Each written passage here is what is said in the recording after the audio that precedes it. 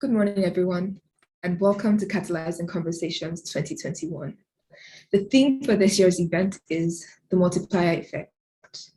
I am Furo Apiafi, an entrepreneur selection and growth manager at Endeavor Nigeria. The hashtags for today's events are hashtag Catalysing Conversations and hashtag CC 2021. Our social media handle is at Endeavor Nigeria. Endeavor is a global organization leading the high-impact entrepreneurship movement to drive economic growth and job creation. We select, mentor, and accelerate high-impact entrepreneurs around the world. Catalysing Conversations 2021 is the third edition of Endeavor Nigeria's annual Scale-Up Entrepreneurship Summit. To date, Endeavor has over 2,100 founders leading over 1,000 scale-up companies. These companies generated over $28 billion in revenue last year and have created over 4.1 million jobs globally. Endeavor is currently present in 40 markets around the world. Endeavor was launched in Nigeria in February 2018 and currently supports 24 high-impact entrepreneurs leading 13 scale-up companies. These companies are Paga, TMAPT, 54 Gene, Filmhouse Group, Helium Health, Carbon, Flutterwave, Cover 360, Trade Depot, Daystar Power, Migo, and AutoCheck. For today's summit, we have an exciting lineup of speakers. On the agenda, we have a keynote address, 4 fireside chats, 3 TED-style talks, and closing remarks by the chairman of the Endeavor Nigeria board. Now, before we get started, I'll spend the next few minutes walking you through our broadcast platform for the day, Accel Events. For additional information, please check the digital brochure which you have received by email. For the best experience of today's summit, please use the Chrome browser on your mobile phone or computer. The main stage is where all of today's sessions will hold. On your screen, you should see 3 tabs on your left: the main stage, expo booths, and people. The main stage, as previously mentioned, is where all fireside chats and TED-style talks will happen. Using the expo booth tab, you can view content from our sponsors, Chapel Hill Denham, Stanbic IBTC Holdings, and VFD Group. The People tab can be used for networking. You can connect with people and have private conversations. On your right, we will be using the Chat and Q&A tabs. The Chat tab is where you'll see all important notifications from the Endeavor Nigeria team. Please use the Q&A tab to send in questions to the speakers during the fireside chats. Today's event will run until about 3 p.m. At the end of the summit, you'll receive a short survey to get your feedback on today's events. Now, we will start with a short video highlighting some of the inspiring achievements by Endeavor entrepreneurs globally in the year 2020.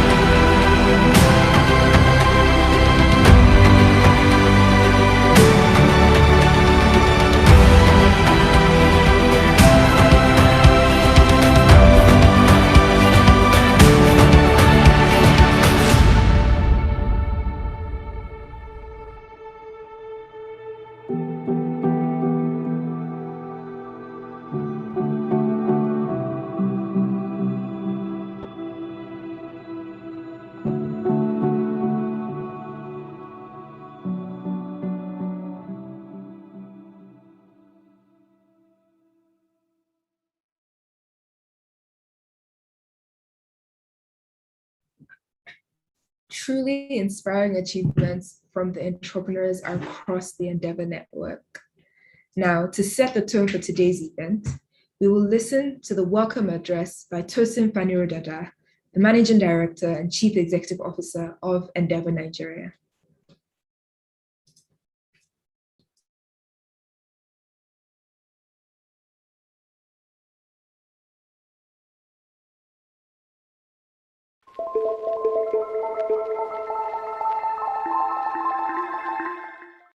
Good morning.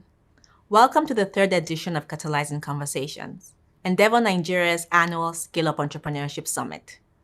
My name is Tosin Fanirodada, Managing Director and CEO of Endeavor Nigeria, and I am really excited to have you here with us today. Our aim for Catalysing Conversations is to spread the mission of high-impact entrepreneurship, illustrating why entrepreneurs who dream big, scale up, and pay it forward are critical for long-term economic transformation. By driving a culture of entrepreneurial leadership and inspiring a generation of high-impact entrepreneurs, we hope to catalyze the powerful multiplier effects that shift economies from the ground up.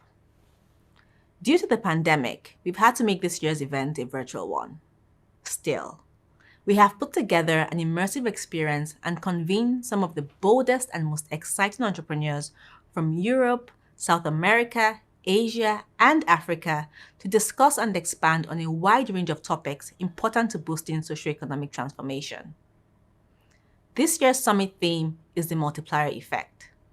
Since we made the announcement a few weeks ago, several people have asked me, what do you mean by the multiplier effect, and how does it apply to the tech ecosystem in Nigeria? I will explain what the multiplier effect is shortly. But before I do so, I would like to take you through the thinking that inspired this year's theme. Those of you who are familiar with Silicon Valley would have heard of the PayPal Mafia, a group of former PayPal employees who worked at the global payment giant at various stages before founding some of the biggest technology companies in the world. The PayPal Mafia includes Elon Musk, founder of Tesla, SpaceX and other companies, Steve Chen and Chad Hurley, co-founders of YouTube, Reid Hoffman, co-founder of LinkedIn, and many other founders and investors who played critical roles in the Silicon Valley ecosystem. Many argue that PayPal served as an incubator for the ideas that developed into these billion-dollar companies. The learning and growth that happened at PayPal were critical to the success of these founders. So far, the PayPal Mafia has created 7 unicorns, contributed billions of dollars to the global economy, and created thousands of jobs. I think it is fair to say that the achievements of the PayPal Mafia are an excellent example of high-impact entrepreneurship. They are transformational leaders that have inspired the next generation of entrepreneurs to dream big and have reinvested their time and money to help others take off. As Nigeria's technology ecosystem develops, we need to catalyze high-impact entrepreneurship similar to the PayPal Mafia to drive long-term economic growth and transformation. We are at the dawn of a new age of innovation in Nigeria and across the African continent. Entrepreneurs are emerging with tech-enabled solutions for a wide range of pain points. The fragmentation, informality, and non-consumption that is widespread across the continent have made many sectors ripe for disruption, and our entrepreneurs are rising to the challenge. Nigerian fintech companies like Carbon and Flutterwave, led by Endeavor entrepreneurs, continue to dominate the headlines with exciting and fresh innovation stories. We're also seeing stories from e-commerce, retail, healthcare, and automotive from companies like 54 Jane, Trade Depot, Helium Health, Cobo 360, Filmhouse Group, AutoCheck, and other companies in the Endeavor network. As more success stories emerge, we must catalyze the multiplier effect and seek every possible avenue to maximize the opportunity we have in front of us. So, what exactly is the multiplier effect? The multiplier effect is the economic cycle of a booming market. It occurs when innovation increases, creating a domino effect of developments that multiplies the impact of the initial innovation and ultimately creates new opportunities for a wide range of people. Industry research also supports the impact of the multiplier effect. According to a recent study by Endeavor Insights, founders who had previously worked at organizations that successfully scaled were more likely to scale their own companies. Employees at successful entrepreneurial organizations benefit from intellectual and social capital, including knowledge of specific technologies, company organizational practices, and access to professional and peer networks. The employees who then start their own companies are imprinted with this knowledge, which can help them scale and replicate the success they experienced. We are beginning to see the green shoots of the multiplier effect in our tech ecosystem. Former employees of IntoSwitch, for example, have built companies like TeamApt, OnePipe, WeMove, and many other exciting companies. We want to see this incubation model replicated and encourage our entrepreneurs to dream big, scale up, and pay it forward. So, how do we make the multiplier effect work for us? Here are 3 quick steps to get us started. Number 1, we have to be clear on our why. We can all agree that there's much work to be done to drive the progress we want to see in Nigeria. But without a clear definition of where we want to go and why it is important to get there, there is a risk that the desired destination may end up being no more than a pipe dream. Business is often a mix of competing priorities, and without clarity on what is important, we may end up going around in circles, and there is no time for that. Number 2, we have to prioritize long-term value creation.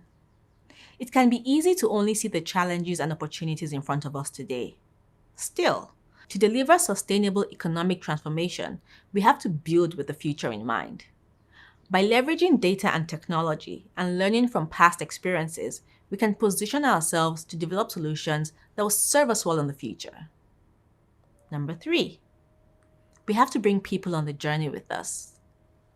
As the famous saying goes, if you want to go fast, go alone. If you want to go far, go together.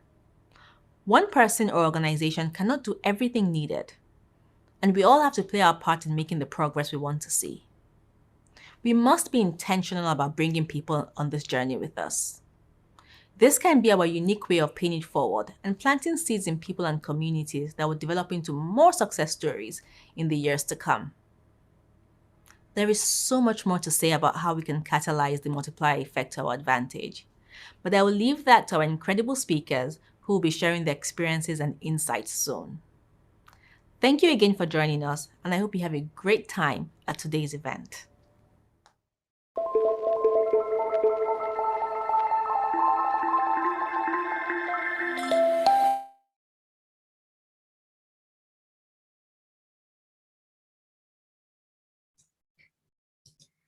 Thank you, Tosin, for setting the tone for Catalyzing Conversations 2021.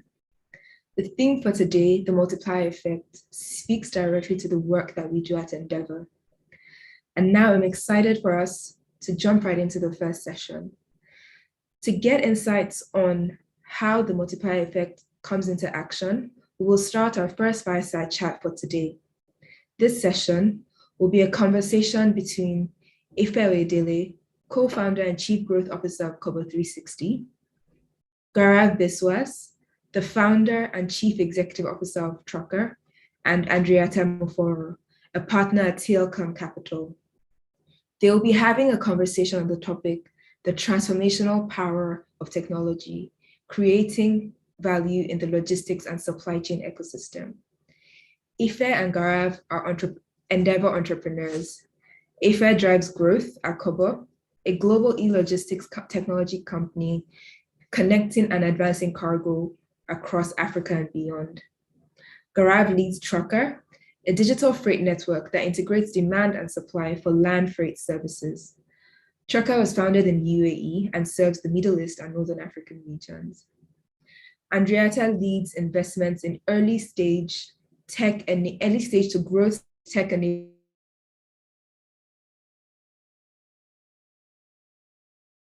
also serves as a board member on a number of Endeavor companies, led by Endeavor entrepreneurs.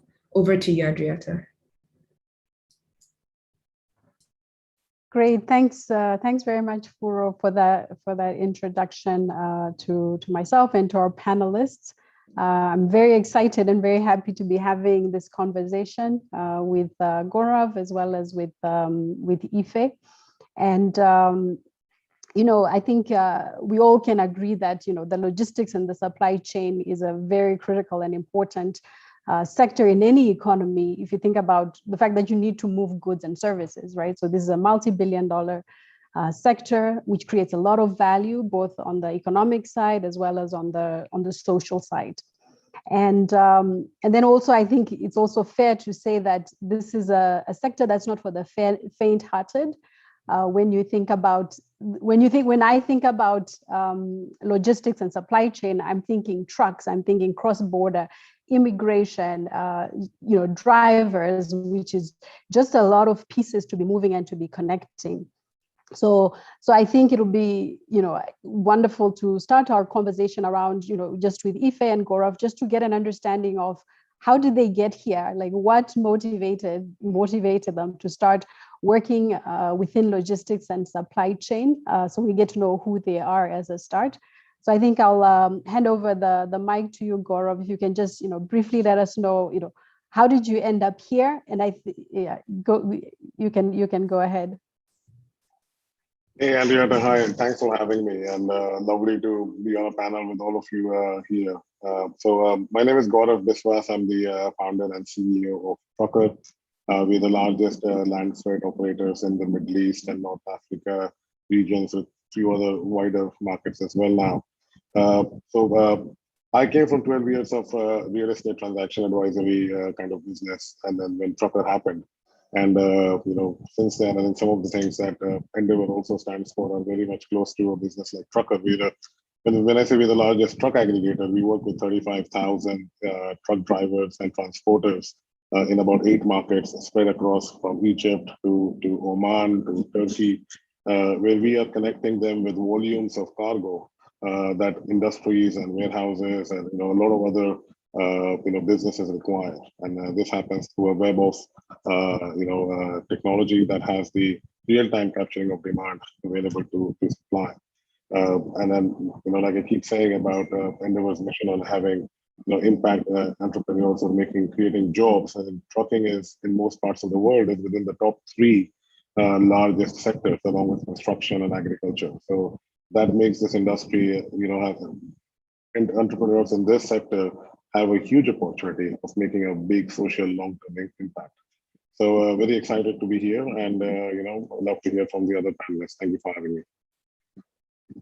Great. Actually, I think while I still have you on, Gaurav, I'm curious to get a little bit deeper about you as a founder. Just linking back to the point around the complexity of the logistics sector. So if you were to think of, say, 2 to 3 adjectives that describe you and also your co-founder, I know you have a co-founder. What are those adjectives that stand out to you? You mean from a founder perspective, what are the 3 objectives that, yeah. So I think, as you said, logistics is a very difficult sector. So this requires a slightly unique, characteristics as a founder or successful entrepreneur, whichever way. I think one is persistence. I think stamina is extremely, extremely important, that you need to have you need to be a long haul guy. Second is, constantly looking at finding solutions. Some of them would be too complex, but a lot of them can also be very simple problems. When you come across with a problem, you'll be like, hey, why did nobody think about it? And we know that there are 20 other people solving the same problem around the world, but there are a lot of them are small problems. So constantly keep solving problems. Don't get demotivated by why not solving a very major problem. There are so many small problems, and eventually they all create a very big solution. And then the third point that is very important is to be able to bet it all. I think any founder, any entrepreneur in this kind of industry, which is tech-driven, requires to scale up at a rapid pace, must be able to go all in. Don't be 90% on this venture. You have to be 100%. Whether it is from an investment angle, whether it's from your time angle, this must be the only venture that you're doing. This is 3, I think, characteristics that I would think are very valuable. Fantastic. Thanks very much for that, Gaurav. And yeah, let's move on to Ife. If you can, just let us know, how did you get here? I'll also just mention that, we as TLCom, we're an investor in Kobo. So I've known and been close to the business for over 3 years now. But yeah, let us know, how did you and Obi end up here? And what are the kind of 3 or 4 adjectives that describe you guys? Thanks, Andrietta. Of course, TLCom is one of the reasons of why we got here or how we got here, but I will talk about that later. My name is Ife Oyedele. Thank you to the Endeavor Network for having us on this panel. It's lovely to be here. I'm the co-founder and chief growth officer at Kobo 360. Kobo 360 is an e-logistics platform connecting cargo owners to transporters and truck owners who are able to service them. And now, after 4 years, close to 4 years doing this business, we're now investing our time and technology and efforts into using big data and machine learning to understand how we can better optimize the logistics and supply chain industry in Africa, to build that efficiency out and use predictive analytics to change the game and understand how to sort of better expand and solve the problems and the challenges that we face in the market. And now for us, how did we get into this? For me personally, I would like to say I like challenges. Unfortunately, I was matched with a co-founder who only looks for big problems to solve. And when we moved back to Nigeria about 5 years ago, we were looking for a problem to solve. And after moving around the country, for a couple of weeks, we saw that there were things around food insecurity in the country, lack of technology and other infrastructure that sort of created a gap between getting manufactured goods, food, and all of those things to the end users or the consumers, and that was what birthed Kobo 360. And it's been an interesting ride, as Gaurav can attest to that. And each day it's one of those things that gets you up to solve new challenges and take on new problems. 3 adjectives that I would say describe us as founders. I would say calm. Calm is one of those things you need that temperament to to deal in the logistics and supply chain industry, and then focus, because of the inefficiencies and the lack of optimization when it comes to infrastructure issues, as Andrietta mentioned earlier on, whether it's poor infrastructure, customs and immigration, network and technology challenges. You tend to want to take on all of that at the same time to bring that optimization. But we've always tried to stay focused and look at each challenge one day at a time, and one period at a time, and focus to build out and be strong and be efficient in each category.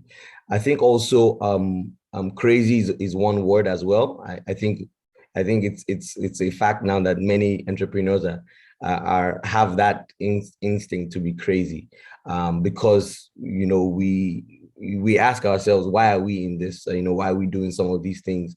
But it has to be done. We as Africans in Africa, we are the ones that are going to solve our problems, and mostly through innovation, because of the economic situation and so many other situations that we face in the continent. So crazy is what drives us. When we get up, we say, hey, it can't be left undone, it can't be left unfixed, and so we keep moving and we keep pushing, and we hope to continue to do that. Fantastic. Thanks very much for this introduction, and I guess getting a sense of who you are as founders. And I couldn't agree more in terms of the need for focus, for persistence, being calm and being crazy at the same time, which I think is really important. Now I would like to switch gears, and now we go into the business that you're in, which is road freight, so long haul trucking. And I know you also operate in different markets currently. Gaurav, you're in Asia, you're in the Middle East, you're in North Africa, and then Ife, we're majorly, Kobe is majorly in Sub-Saharan Africa. And I would like maybe to start from the top in terms of what are the challenges. So if you can, I know there are many, so if you can pick the top challenges that you're solving for currently in your market. So I can start with Gaurav, and then if there's any difference to what Gaurav has shared, if you can just add on top of that. Sure. So I think that's a very important question. This is the objective why these businesses are there. I think for us, in the trucking sector, what we've seen, the single biggest reason from a commercial perspective why aggregation makes sense in trucking sector is because of the fragmentation. The supply is extremely fragmented. I keep telling people that the success to this business is not solving the demand problem, but solving the supply problem. And that supply problem is primarily difficult because it is so fragmented.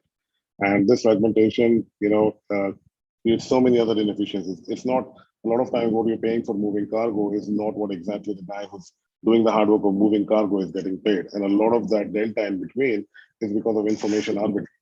There's no transparent information available about how much demand lies in which industrial area for which, destination. And drivers rely on a network of brokers who would call each other, and every broker champions a small set of drivers. So he would add a margin, and sometimes there are 2 or 3 different brokers between the guy who's paying for the service and the guy who's doing the job.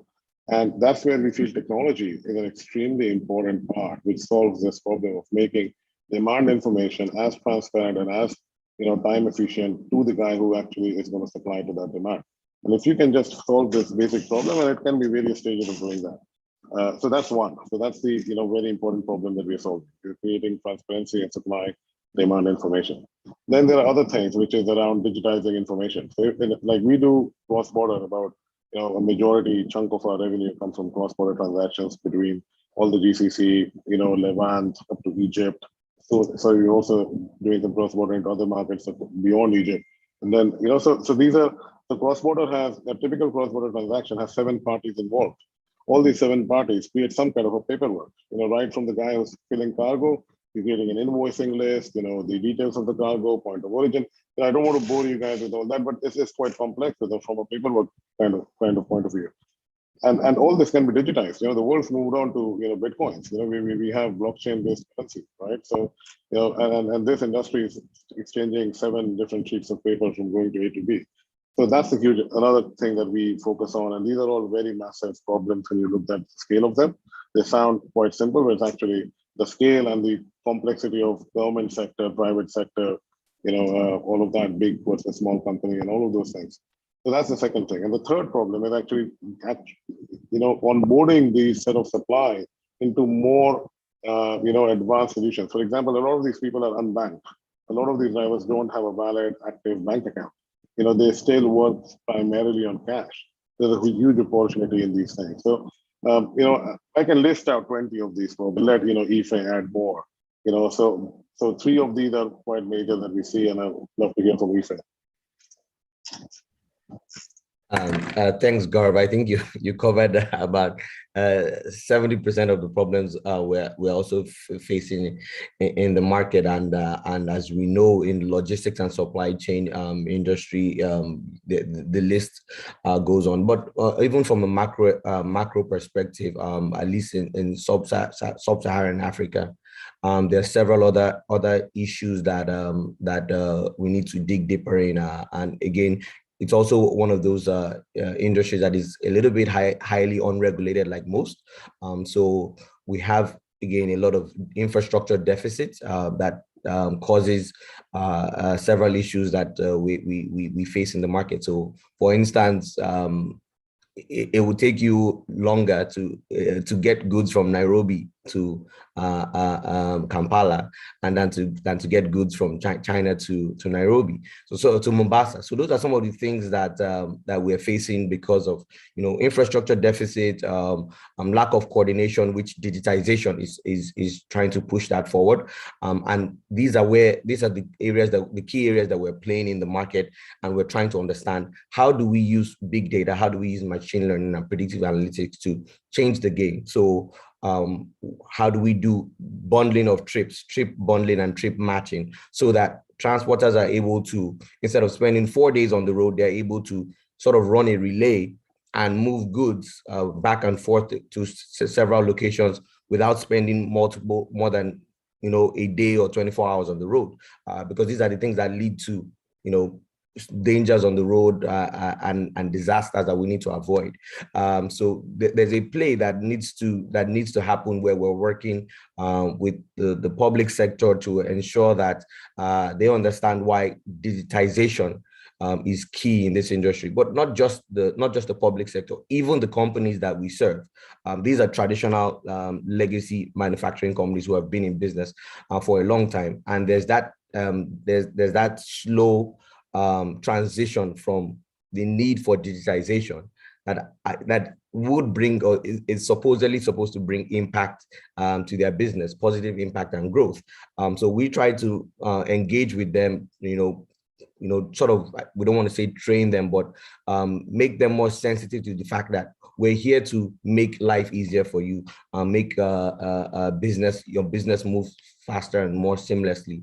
So that in that play, we need to continue to engage with these stakeholders to ensure that we are solving those key problems, as Gaurav highlighted, and continue to optimize the industry.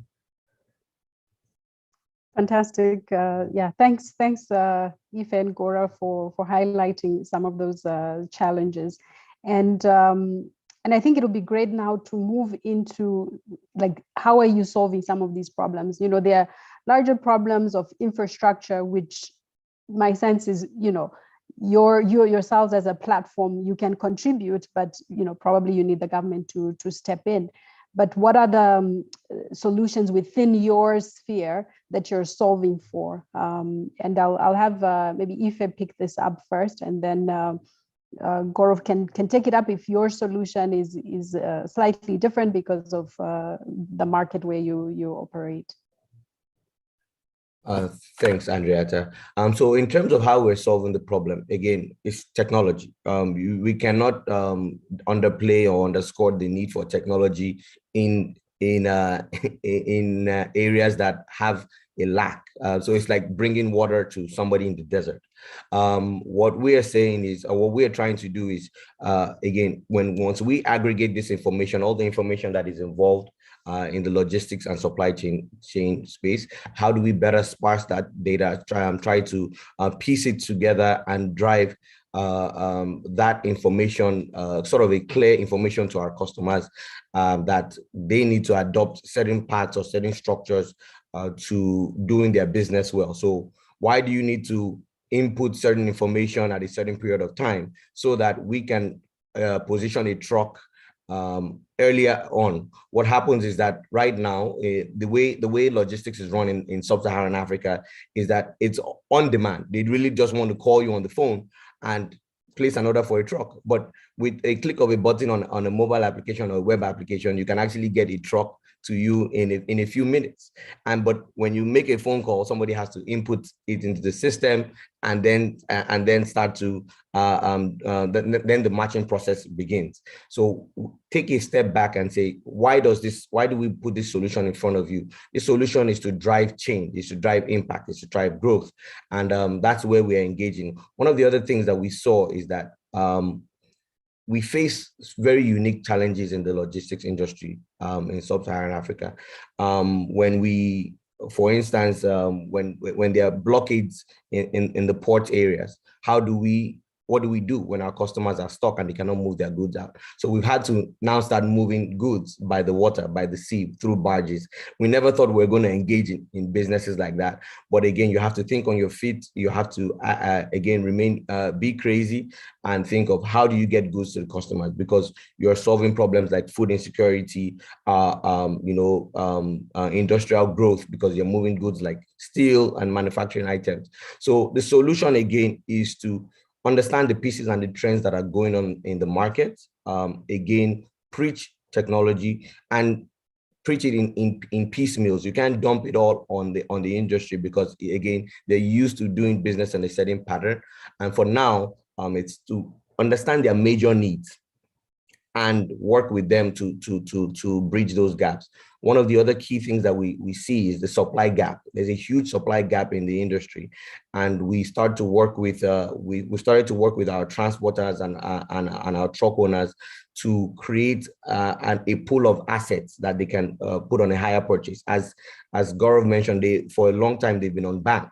But because they're engaging on our platform, we've been able to sensitize many of them to see the need to be banked so that they can create sort of like a track record of credit that allows them to access this hire purchase option that allows them to grow their fleet, and in turn extend that growth of fleet to our existing customers, of course bringing growth to the industry as well. So that has been it's been an exciting part of our industry, because it also helps us get old trucks, trucks that have been on the road for 15 years or longer on the road, which break down at several instances across the highway. We're now working on reducing the number of fleets that are aged, and replacing them with more efficient, newer fleets that can ensure, again, that our turnaround time and prediction on delivery times are optimal, and we're hitting our target.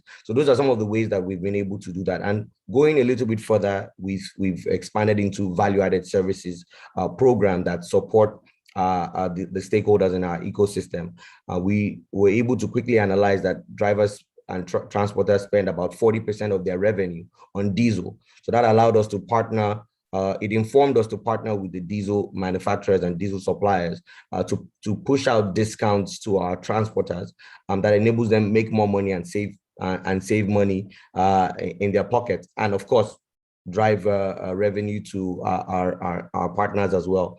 Again, when we think of insurance and all the other things that enable a smooth and efficient logistics supply chain industry, but we started to vertically integrate, of course, building collaboration to ensure that there's quick access to some of these solutions and these vendors.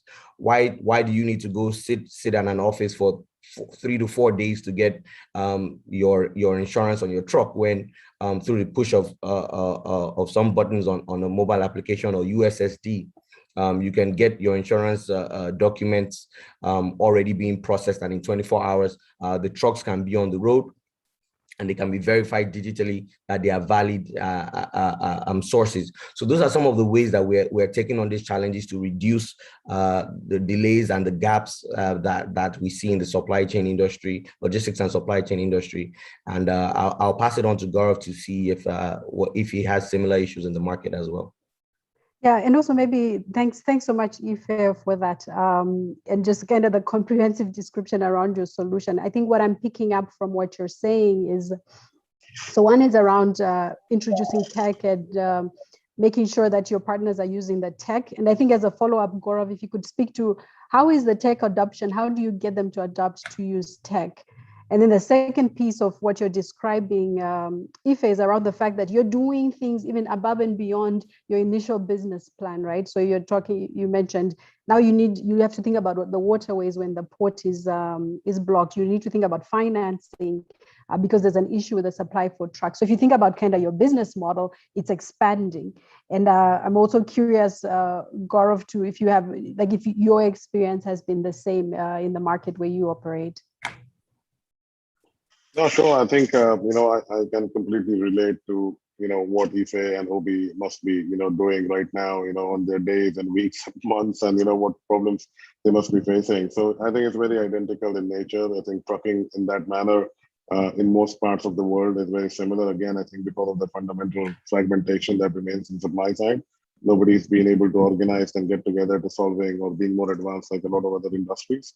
So the value-added services, diesel consumption. And I want to just highlight one thing on that particular thing. A lot of these transporters, these are very predictable, like you said, 40% on diesel. This is, he can't, he doesn't have a choice. That it's not, like a lot of other sectors that, hey, should I buy a new washing machine this year, or maybe I should postpone it to the next year? He has to buy diesel. So, and a lot of this data automatically creates his creditworthiness and all of those things.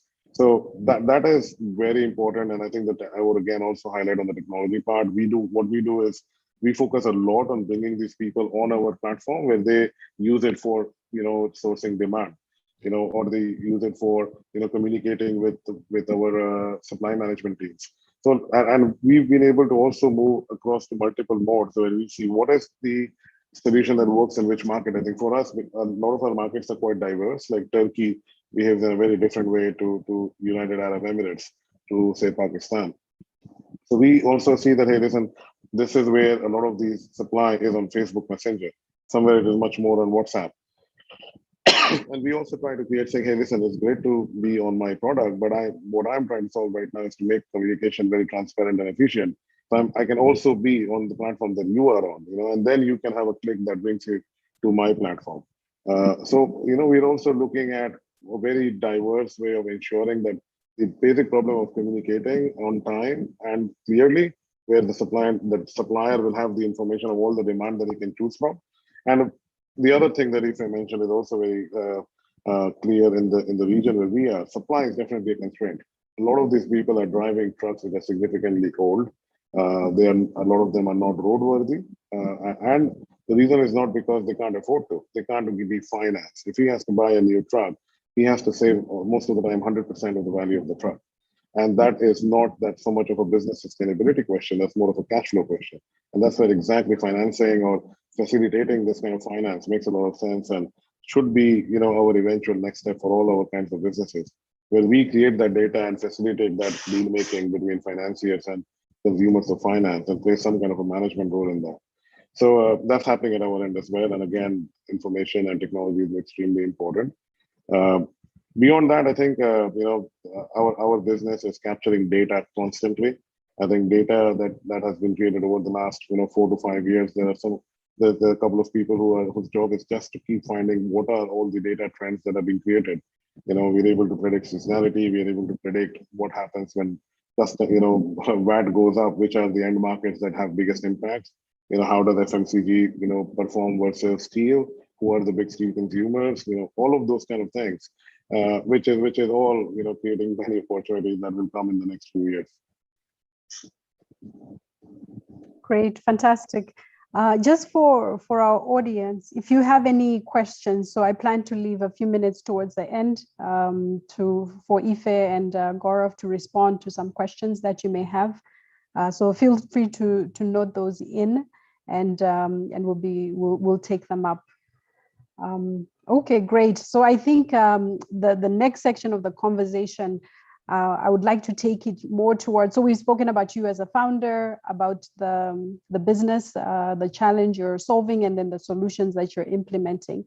I want to move on now to talk about a little bit about the future of the business. I think here I'm curious to get a sense of, for both of you, like, what is your ambition for your business?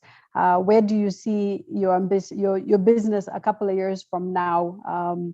Whether it's from an operational standpoint, whether it's from an exit standpoint, speaking as an investor, just to get a sense of, like, what is your vision for the business?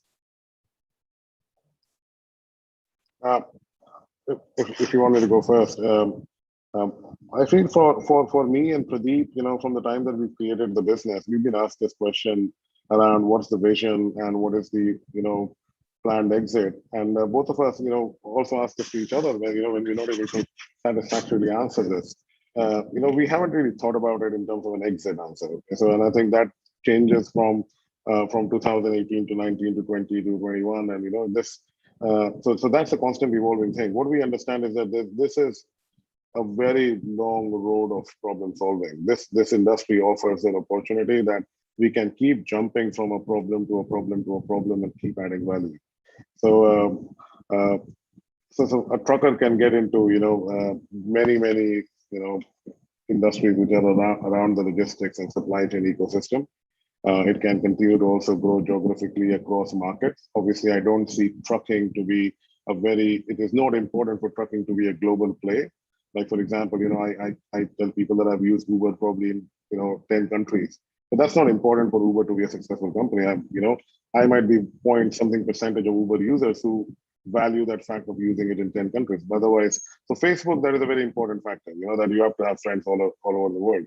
But similarly for trucking, I think it doesn't have to be a global company. I don't think trucker wants to have an ambition or vision about becoming global. We want to ensure that in the markets that we are in not even markets, I term them as lanes. The lanes that we operate, we must be the champions of operating those lanes. Nobody should be, doing better or more economical services than we do. That is our single biggest agenda, that we continue to champion that as a basic core function. And then I think the business will keep adding into all of these ecosystem players that keep adding, keeps adding more value to our users, and in a way it creates more competitive advantage of having access to multiple spending. Like, for example, the $40 that you spend out of $100 of input diesel, if you can somehow monetize that the same transaction is now becoming a $140 transaction because you just monetize $40 again. So I think that's what trucker will continue. So I don't have an answer around the exit, so I'm sorry, we haven't planned. I think Gaurav touched on several things. The problems or the challenges that are in logistics are endless, and they're not going anywhere anytime soon. So for us, the future is just to continue to push aggressively with collaboration, with partnerships, and with constant sensitization of the industry and what the benefits of technology and digitization and data can help to transform the industry. With things like the African Continental Free Trade Area coming online and already servicing multiple markets, it's really to continue to focus in these existing markets that we're playing and possibly beyond as well, to understand those nuances, those intricacies in these markets, and again, use the data that we've gathered and we continue to gather because things change and evolve over time and quickly in this industry, that we need to stay focused on those things and merge them together, because it's several moving parts. And when you think of the fact that we started out optimizing movement of cargo through the road, but now we're using the sea, and we're using in some cases freight. Where does it end? How deeper do we go into intermodal transportation? Are we talking drones? Are we talking air cargo? The goal is, again, stay focused, continue to monitor the trends, get better and go deeper where we're currently playing and in the sectors that we're currently playing, and expand on that. We don't talk about exits. We just talk about tomorrow's problem, today's problem, and tomorrow's problems, because again, it's just one of those things where we have to vertically integrate and service our customers and bring solutions to their doorstep, because they're not going to come looking for it. We have to continue to bring these solutions to their challenges on a daily basis. One of the interesting things to highlight was at the height of the pandemic, we saw a huge slowdown in business operations, which no one expected, or because it hit us like a storm, and that sort of geared us toward thinking about pandemic proof, disaster proof business models and business optimization, and again, data predictability. There's some of these things that you cannot predict, but the little ones that you can, and as you gather this data from multiple sources, we try to now predict cost and pricing to our customers, and of course route pricing as well, which sort of locks in pricing for a period of time and gives them that comfort that they have a partner, not just a startup that is looking to make money. We know our investors love money, but we also want to build a long-term sustainable partnership with these customers that we're engaging, because they've been in business long before us. The Olams, the Unilevers, the Nestle's, they've been in business long before us, and they want again that longevity and sustainability, which is what we think is the future for us. And again, why not explore more interesting, advanced means of moving cargo in the very near future? I absolutely love both of your responses to my question on that. Because also I believe that I think the best entrepreneurs are the ones that are focused on solving a problem and that are passionate about the problem, because I think that's what sustains you for the long term, and that's how you create value, which is great, which is why I think both of you are performing quite well in the space where you operate. Maybe just one or two questions around kind of this thought around the future. And I know, Ife, you had started to touch a little bit on it.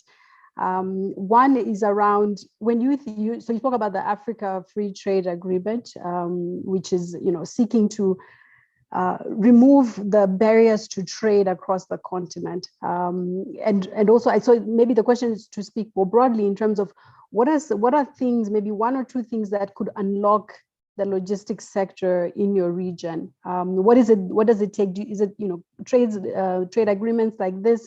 Is it capital? Is it more talent? What is it is it financing? We also spoke about financing. Like, what are like one or two things, in your opinion, that could really unlock scale for your business?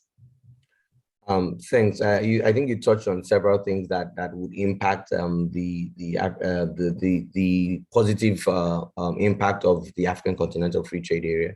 But I think one of it is collaboration with the public sector and the government agencies driving this change. And thankfully, we've seen that in very recent times with one of the African in one of the markets that we currently service. We just recently partnered with them to build a sort of digitized trade and commodity platform, which would help optimize the logistics and put everything online, which we recently inked, and it will be announced pretty soon. But again, that for us is a show of a good sign that this may work. For us, moving cargo from a country like, let's say, Nigeria to Ghana, you have the typical checkpoints are on average you hit 11 checkpoints. With the same truck, with the same goods, you hit 11 checkpoints before you get to your destination. And so these are some of the conversations that we're having with these agencies, that beyond just getting us to work on the technology part, you have to go with us on this journey to see those gaps that would reduce the barriers. And some of these markets we've seen take decisive decisions into making reducing those barriers. And we in some markets the checkpoints have reduced from 5 to 2 or to 1. And we're seeing some of these changes take place. So I think we've seen a few markets take the first step, and once they test out this flow and see how it brings impact and changes, and once they start to adopt this technology, we think that it'll create a ripple effect across all the other markets as well, because there are benefits in there, and it increases of course trade across these regions, which we're excited to be a part of, already moving cargo that otherwise would not have been moved swiftly and efficiently if the agreement had not come online. So constantly engaging with the public sector. We know generally, typically, it's known that they don't move at a certain pace, but I think they've set up a dynamic. In some markets, they've set up a dynamic team that are interested to see this work, and they're aware that technology has a very huge part to play in its success, and they're partnering with people like Kobo 360 to drive that change and drive that efficiency. So we're excited to see it online, and we're even more excited to be a part of it. And we know it's slow, and it's gradual, but again, that is logistics and supply chain, and that is what we're going to build on and continue to play in that space. Great, thanks for that, Ife. Just there are some questions that have come in, and I'd like to give one to Gaurav.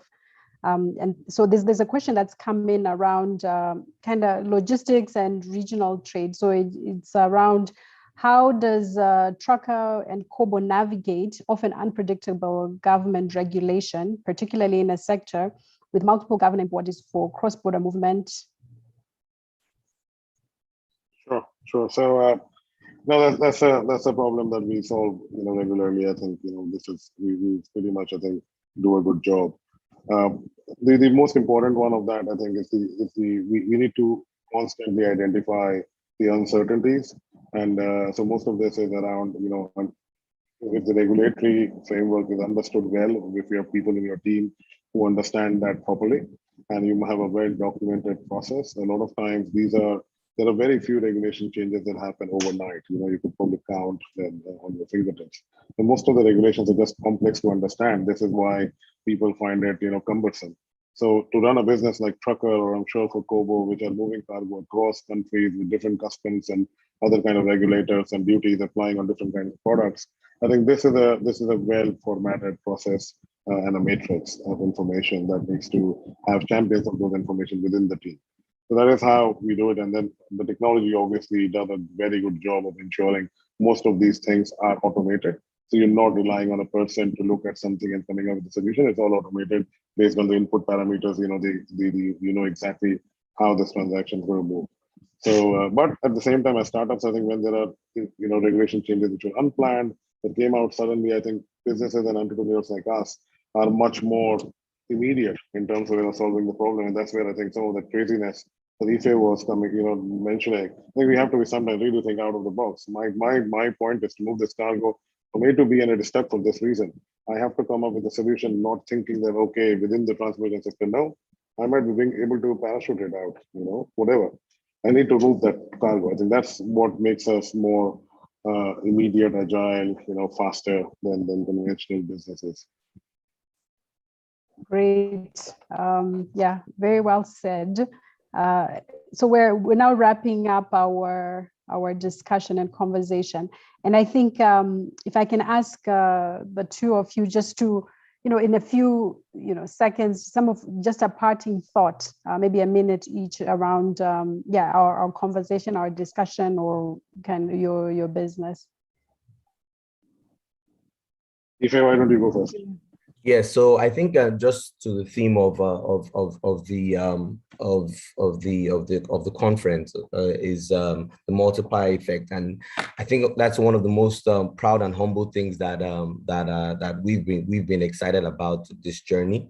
When we started this journey, we started with a handful of people, and we've seen some of them go on to start up their own businesses as well. And I'm so excited and again very humbled when they reach out to say, hey, we need investors, we need advice, we need mentorship. The journey of entrepreneurship and the journey of innovation and transforming certain industries is it's not a journey that any one person can go on alone. So we're excited and we're always proud of the people that we've come in contact with through the organization, and it just for me tied into the theme of the conference. And again, it gives me more passion when I'm engaging with my colleagues and seeing them go on to business schools or do things that they maybe otherwise thought would not happen real quick or real soon, and or start their own entrepreneurship journey and come for advice or fundraising guidance and things like that. So it makes me want to do this a little bit longer, and I'm excited for the road ahead. And I think the conference and this summit it's very much needed at this time. Right. So no, I feel the biggest challenge that most of the startups face is access to talent, and that is in terms of everything, in terms of co-founders of other businesses, your team members of other, your competitors, your clients, your suppliers. I think transportation, I really look forward to seeing more smarter people joining this sector. I think a lot of people find fintech very sexy, or a lot of B2C based businesses, to be ones where they want to go to. Logistics is, I think it's also same for agriculture and construction. It's amazing how compared to a lot of other sectors, agriculture, construction, and logistics being the three largest sectors, don't have many small, startups. I think that this is where true unicorns and mega unicorns can be created. These are very large sectors. I look forward to more people jumping in. Thank you very much. This is the end of our panel. It's been a fantastic conversation about logistics, the role of technology, and I think for me, I'm inspired, like as an African, I'm inspired by the work that you're doing. So doing the hard work, I think all the entrepreneurs within the Africa tech ecosystem, because I think this is where the solutions are going to come from, and this is how we're going to make our economies move faster. Thank you very much. I'll hand it over back to the Endeavor team. Thank you very much, Andrietta. Thanks, Ife and Gaurav as well. It was really interesting conversation. I think to Ife's point about as a founder, you kind of have to be calm, focused, but also be crazily ambitious. I think that's a message for founders generally in the ecosystem to imbibe, and as they start to build products in their own spaces. And another interesting point is around the infrastructural deficit and how founders typically have to get creative around solving those problems to be able to basically meet the needs that they found in the market. So thanks again very much. You can now drop off because we'll be starting the next session. Thank you. All right, thank you very much. Now, very quickly, we will be moving on to our first TED Style talk for today. This will be a TED Style talk by Tito Ovia, the co-founder and head of public sector growth of Helium Health. Helium Health is on a mission to accelerate Africa's transition to technology and data-driven health sector. Tito is an Endeavor entrepreneur, and she will be sharing on the topic how technology can close Africa's healthcare gap. The video will start shortly. If you missed the keynote address at the start of the event, all the videos from today's event will be available on our YouTube channel at Endeavor Nigeria after the event.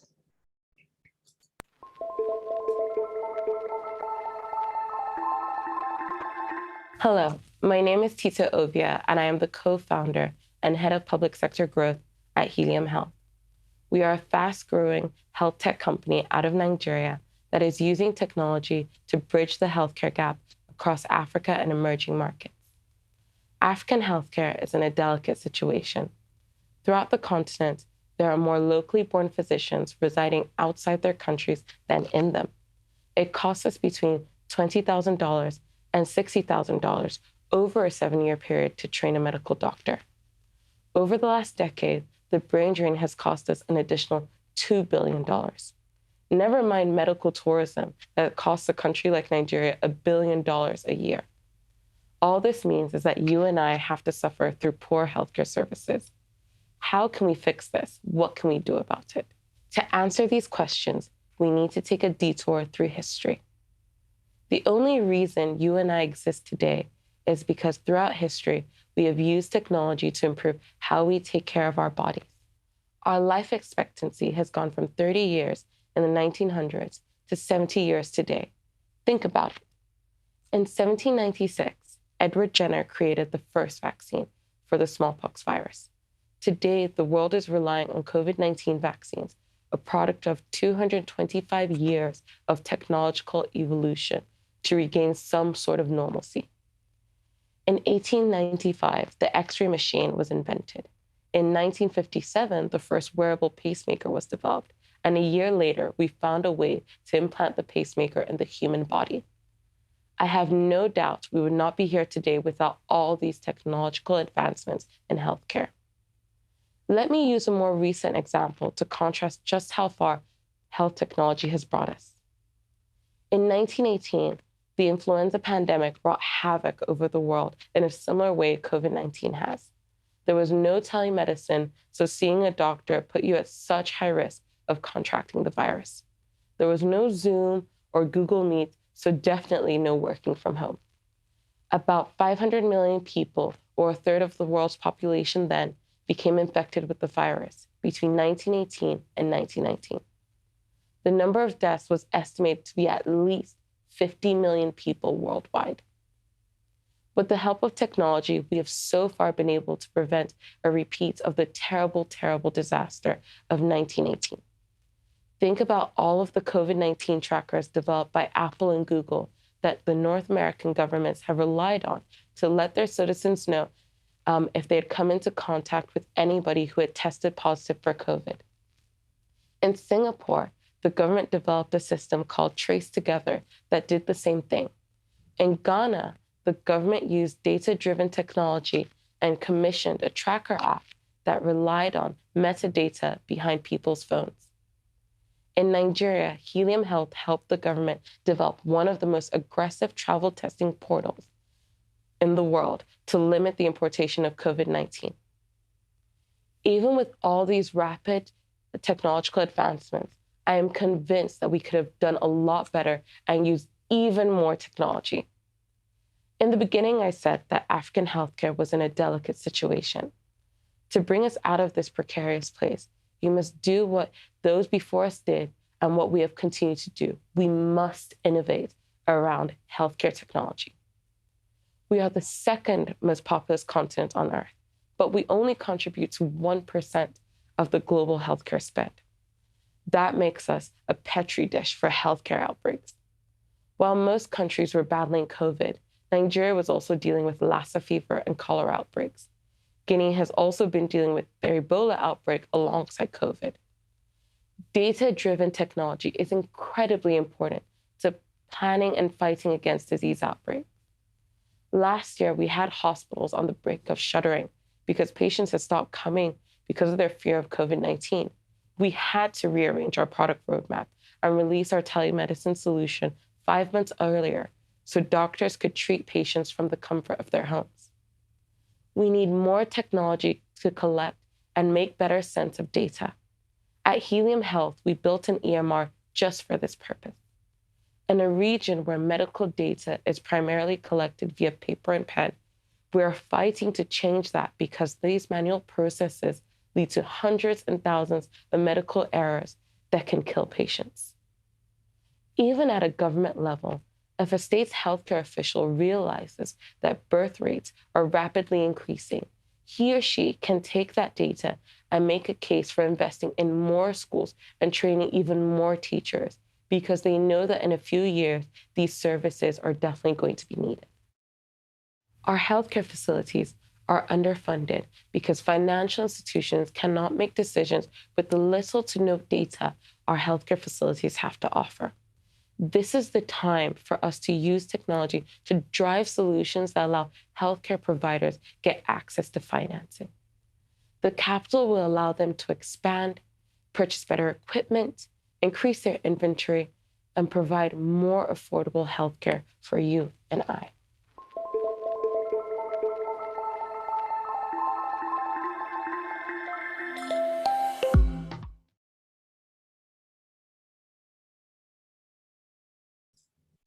Thanks, Tito, for the insightful video. I think the highlight for me was that while Africa's healthcare sector is currently in a delicate place, there's a huge opportunity for data-driven technology solutions to aid, planning and fighting against disease outbreaks. And of course, Helium Health is playing quite an important role in terms of building digital infrastructure required to improve the healthcare services across the continent. Now, we will be moving on to our next fireside chat for today. The topic will be the entrepreneurial journey, taking the road less traveled. The conversation will be between Odunayo Oweniyi, co-founder and chief operating officer of PiggyVest, Babs Ogundeyi, co-founder and chief executive officer of Kuda, and Mr. Bolaji Balogun, the founder and chief executive officer of Chapel Hill Denham, vice chairman of the Endeavor Nigeria board, and a keen investor in the technology ecosystem. Odunayo leads PiggyVest, and at PiggyVest, they are on a mission to give everyone power to better manage and grow their finances. Babs leads Kuda, a digital-led financial institution on a mission to make financial services more affordable, accessible, and rewarding. While Odunayo and Babs are not Endeavor entrepreneurs, they are key players in the ecosystem that we are excited about. BB leads Chapel Hill Denham. Chapel Hill Denham is Nigeria's leading investment bank and leading alternative investment manager with funds in infrastructure, real estate, and SMEs. For the audience, please remember to send in questions through the Q&A tab. Over to you, BB. Thank you very much, Furo, and really excited to be here this morning and really delighted, to have an opportunity to speak to, two of our most exciting entrepreneurs. Morning, Babs, and good morning, Odun. And good to have you both on this chat. I think it's, perhaps the best place to start. And if I might, Babs, you let me start with Odun. Yeah. I think it'd be really interesting if, Odun, you could just share a bit with us about your entrepreneurial journey to date. Right. Hi, everyone. Good morning. Thank you so much for having me. My name is Odunayo Oweniyi. I'm co-founder and CEO at PiggyVest. I have been working in tech since 2013. So right after I graduated from university, I studied computer engineering in Covenant. I came out and I tried to get a couple jobs, didn't quite work out. And then I met up with my friends who were incidentally at the time building a platform called Paroles, which was a loyalty platform. And I joined them to work as a social media manager and ended up working with them for about 6 months. And then with them, I went on to co-found Push CV in 2014. We ran Push CV for about 2 years. Tried our hands at a few other projects that failed. And in December 2015, we got the inspiration for Piggy Bank, as it used to be called then. And it was from someone's tweet where she had saved in a physical box. And we thought, how about we try to digitize it and kind of make it easier for the average person, not have to get the physical box to be able to save in that way. And in 2016, we launched PiggyVest, and we've run that ever since. In the course of my journey, of course, I've also gone on to found First Check Africa, which is a pre-seed and seed fund that's targeted at giving the first check, almost quite literally, to teams that have at least one female co-founder. So that's the last 8 years in summary. Exciting, and Babs, you and I know each other, but I think it'd be good to just share some of your journey. and tell us a bit about what you're doing with Kuda. Thanks, Bibi. Thanks everybody for sort of inviting me here. It's a privilege and a pleasure for me to be here. So, I mean, the story of Kuda, I think for me, it started literally when I was probably about 10 years old. And I'd always, for some reason, I think I must have watched like one of these Hollywood movies about investment banking. So, I like the pinstripe suits, the red Ferraris, and I kind of wanted to be an investment banker. And then I was fortunate enough to intern in investment bank and very quickly realized that I definitely did not want to be an investment. It was one of the most horrible experiences. But somehow along the lines, I ended up sort of always working around banks. So I worked at PricewaterhouseCoopers for most of my career, and just fortuitously, all my clients were banks. So I audited banks pretty much most of my career. And then I also audited regulators. And when I left sort of private sector, I was headhunted to work in the government. And again, I kind of had to work with banks. So I was a special advisor on finance, and most of my role, involved talking to bank CEOs, talking to regulators. So I was always in and around the banking environment. And it was whilst in government that I, started reading up on sort of what was happening around the space all over the world. Because it was evident to me that, banking in our environment was kind of broken. There was a lot of work that had been done in the past, but, there was a new sort of wave of people that I felt were not really catered for. So, and there's a movement around the world, sort of in Brazil. It came to the UK, I think just after after the global crisis. So a lot of entrepreneurs around the world started sort of thinking about new ways of offering financial services. And that's kind of how I sort of came up with the concept of, a digital only financial service offering. And it felt really suited to emerging market because, there are a lot of people that didn't have access. So with a mobile phone, you can get access. And then also in terms of pricing, the cost of banking and financial services generally typically was expensive. So it was how can you bridge, sort of give that access and at the same time make it affordable to the majority in an environment that the wealth is not as high as in the West. So that's really sort of how sort of the thinking behind Kuda, how it started. There were lots of experiments, lots of failures, lots of just, fantasizing, this is not real, it's never going to work. But, I think it's also kind of a story of just being really resilient and having faith and believe in the mission. And I think that is what is sort of, is crystallizing today. It's still a really long way to go, but I think it's a pretty decent start. Great. So I think, Babs, that's an interesting segue into, the next question I was going to ask, and you really began to, to touch on that, for Kuda, which is really, what is the problem, that you've identified and how are you trying to solve for it? I'm going to throw that to Odun, and I'd like to hear your perspective, on that.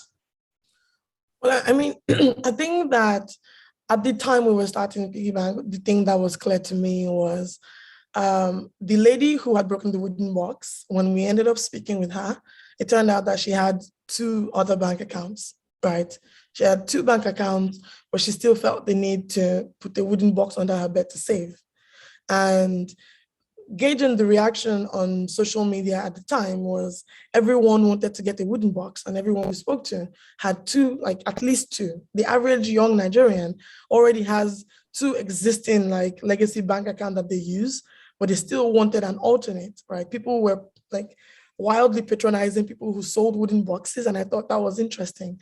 I myself had 3 bank accounts at the time, and I was very tempted, if not that we were having a different conversation in our own group chat. So I thought that was very key. And when we started to dig around it, we realized that the habits that younger people who are more smartphone savvy, more likely to like interact with finances on their phones, were kind of different than the services that were being provided by the banks at the time to those people.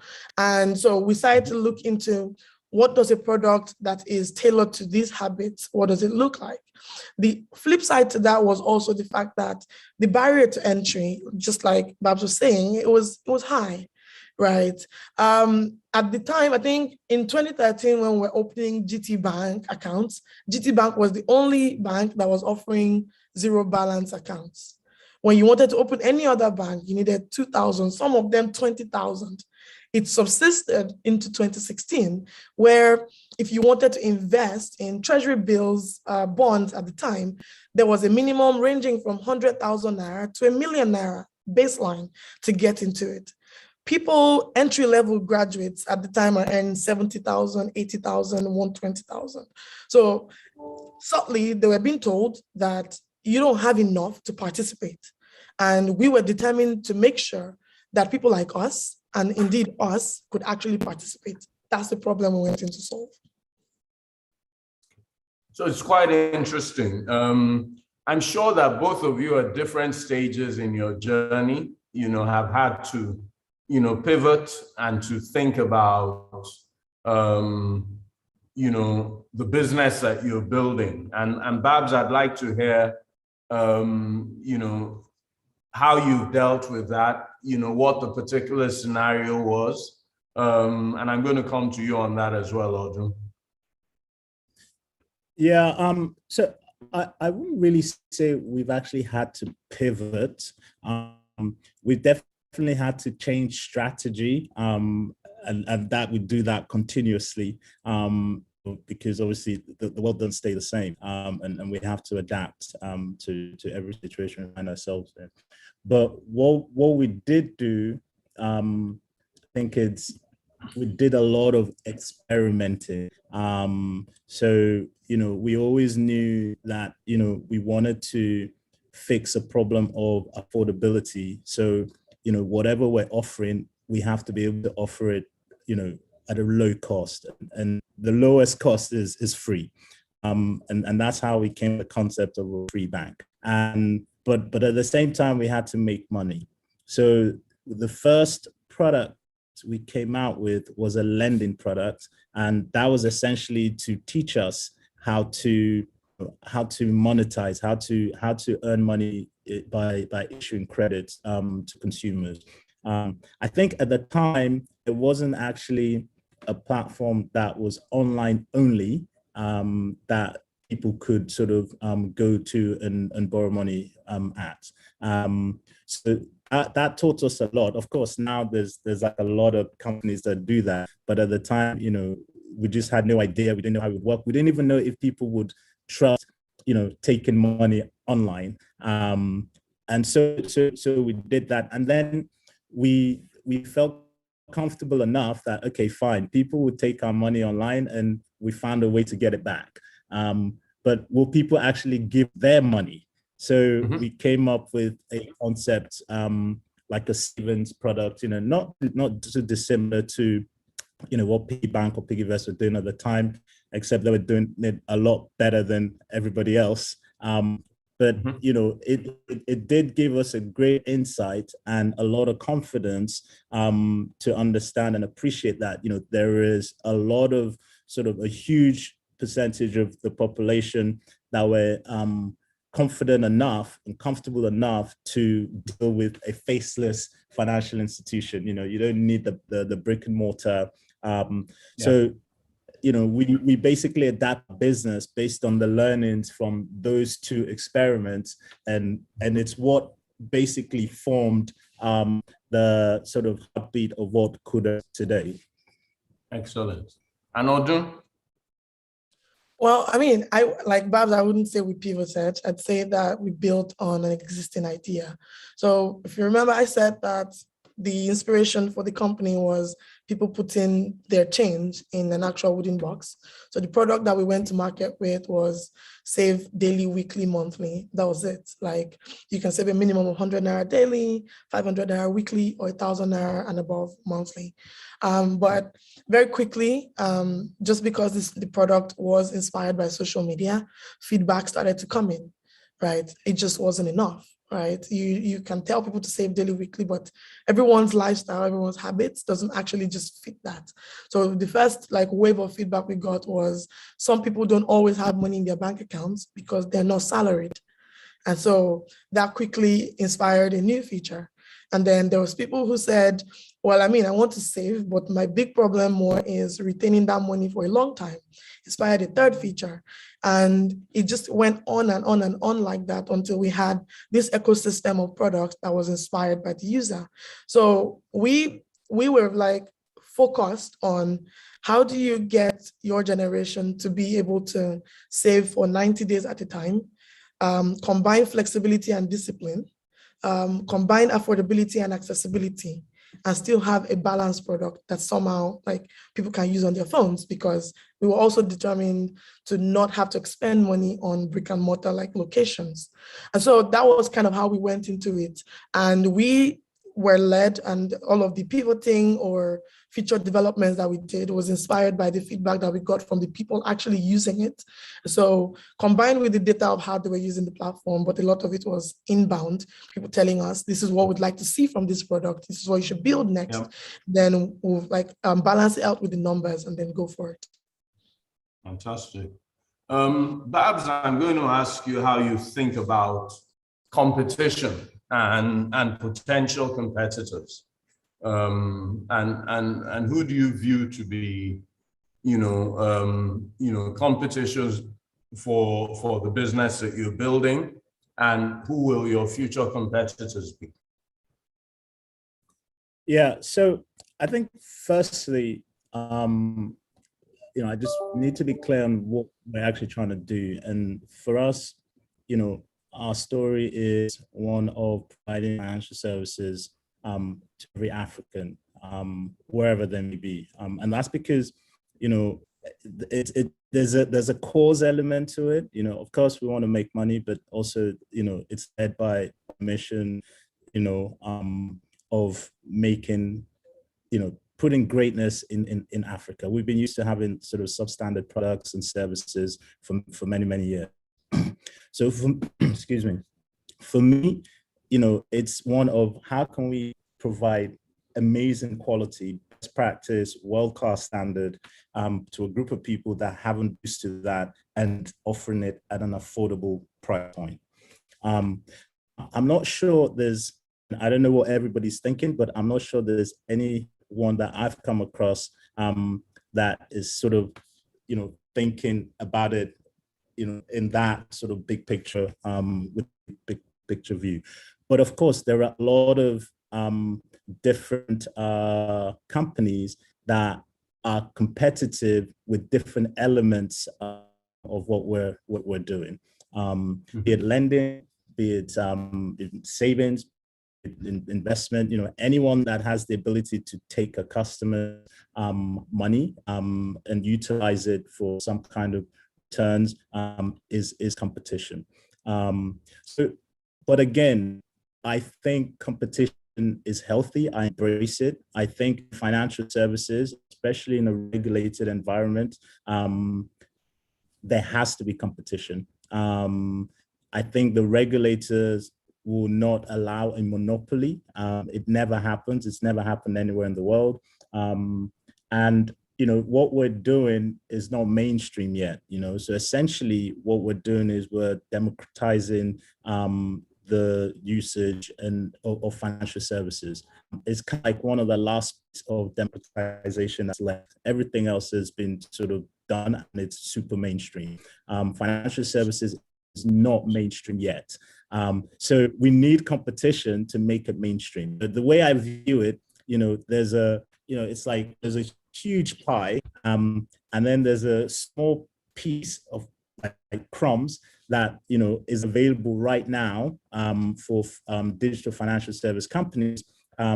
And without competition, we're going to stay in the crumbs phase. We need to move over to the big pie stage.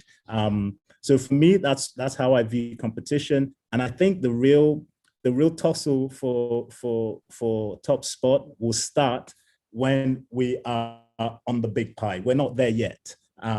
So for now, I think everybody needs to keep innovating. Everybody needs to keep getting access to capital. It's one of the things I'm promoting myself, trying to make sure that innovators have access to capital, and then after that we can really sort of advance and all sort of build relatively big businesses. Okay, excellent.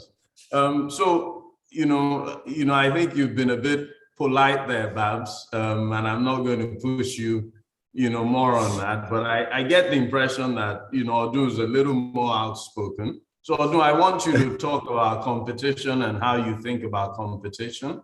But I'm also going to ask you to segue from competition after you've dealt that, and also to talk to me about regulation. And I'm going to come back to you, Babs, on that regulation issue as well. Go ahead, Odun. Right. I largely agree with Babs on competition, but I will say that we view literally anyone that has a share of a user's card as competition. So I think that fintech right now is a competition for disposable income, and that's very scarce in Nigeria. So anywhere that users can park their disposable income, from us, probably to Kuda, to all the other fintech companies, are competition. Now, is that necessarily a bad thing? No, because the person who wins is the consumer and creativity, right? How can you make sure that more of that disposable income is coming to you? That's the work that we all kind of wake up doing. So I don't think that you can necessarily view it as an us versus them thing. You have to be laser focused on, I want more people on my platform, and I do want more people on my platform. I want all the people on my platform. So that's how we see it. Now, for regulation, I think that where we are today is such a large departure and an improvement from where we are when we started. In 2016, when we started, audience with the regulator was pretty tough. But today, you can make a few calls, speak to someone at the CBN, speak to someone at the Securities and Exchange Commission, and get clarity on the problem. And that's largely worked for us. We started as an antithesis to Babs, who's worked in this space. We started very new, very green, and we had to experience a very steep learning curve. And it was very, very important to us to start from there. So we started in partnership with an MFP and started to learn the ropes. And so if regulation wasn't improving with that journey, I confidently would say that we wouldn't be where we are today. It has. So it's not that we've not run into roadblocks, we have. And we've had moments where they're you have to come in and explain what you're doing. But the answer to that is that we went in and we did. And now we have a much more, I think 5 years has shown a lot of growth, because there used to be so many complaints, regulation, this regulation, that.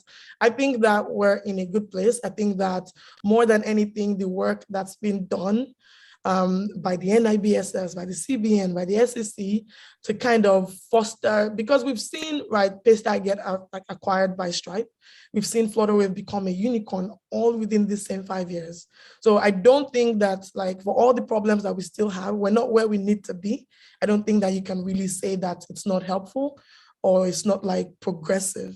I mean, you can say it's progressing because that's what it is. And I think that it takes both sides, stakeholders, regulators, reaching across the aisle to kind of make it work for both of us. Fintech is very new. Fintech is also very scary. And so I respect the push and pull that's been going on. It's hard, but I think it's necessary. So are you regulated, and who regulates you? So we are regulated. We're regulated right now by the SEC, but we also have an MFB license, which we acquired in 2018. We've worked with that for a while, but we are growing into a digital asset management firm, which requires SEC regulation. So that's largely where we're headed. Understood. And Babs, I know some of your views around this, but it'd be good to, hear you, talk about regulation and how you think about it. Yeah, I mean, I think there is no way that there will not be friction between innovators and regulators. I mean, it's normal, and this is how it is all over the world. It's just, I think it's a matter of, what is the right balance? Because again, I don't think the regulators do not wake up to stifle innovation. They wake up because they need to protect consumers. And sometimes innovators.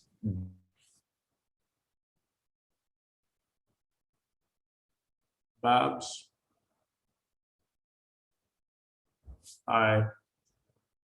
we've lost you. Okay, I'm going to, while we try and get Babs back. Although there's a question from the audience, for you, which is, how do you proactively get feedback from your customers in order to make sure that the service works for them? Is there a process that PiggyVest uses? Right. So what we've done is we've built like feedback into like almost every action that the user can take on the platform. You're saving, we're asking you, how can we improve this to serve you better? You're withdrawing, we're asking you, how can we improve this service to help you better? Every time something, you have a maturity on the platform, we're sending you an email that says, rate us, tell us how we can make PiggyVest better. On social media, our DMs are full of people telling us, this is how we want this service to go. My personal DMs are also open for people to be able to directly feedback to me. So the process is inbuilt in the app, but because of it's 2021, right? You get feedback in real time from your users on social media, via email, calls. We've also kind of made it fluid and easy for them to access either the platform or the people, right? Tell us what you want to see. Tell us what you want from PiggyVest, and we can see about making it happen. So that's kind of how we've been able to build it in. Every single action you take, from saving to taking out to maturing to sending money to a fellow user, all of those things have feedback loops built into them. Excellent. I'm glad that we have Babs back with us. You were cut off midstream. Do you want to wrap that up on regulation? Yeah. Sure. Yeah. So sorry, my internet broke up. So I think with regulation, it's just about dialogue, and it's about being a little bit grown up and understanding sort of the environment. I think the way I would describe sort of our journey with regulators, in spite of sort of my experience working with regulations in my previous life, as a company, it felt a bit like a bunch of kids running around and causing chaos. And that's how we were generally viewed. But I think, with more dialogue and just, explaining and understanding that, okay, these guys are not trying to stifle, they just need to understand. We need to remove the ignorance and lack of understanding. And that, the onus is also on us to do that, So I think it's much better now, and it needs to be a continuous process of dialoguing. It is not easy to regulate, especially to regulate fintech. There's so many new things coming up every time. Not every sort of fintech entrepreneur, I would say, is sincere. But the regulator cannot know who is and who isn't. We're not helped with a lot of what is happening in terms of just generally people that are dishonest, that people that just want to scam people. There's so many stories. So it is a really tough job. And I think as you scale, you get more sort of, I would say, achievement, and the regulator will listen to you. But you have to earn your stripes. You have to prove it. You have to, follow sort of every step, and they will come around. And I think we're finding that with Kuda now. Fantastic.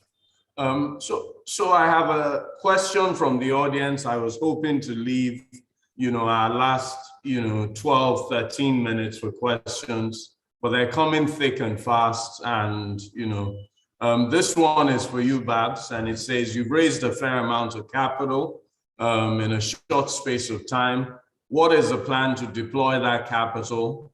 And is expansion into other African markets on the cards?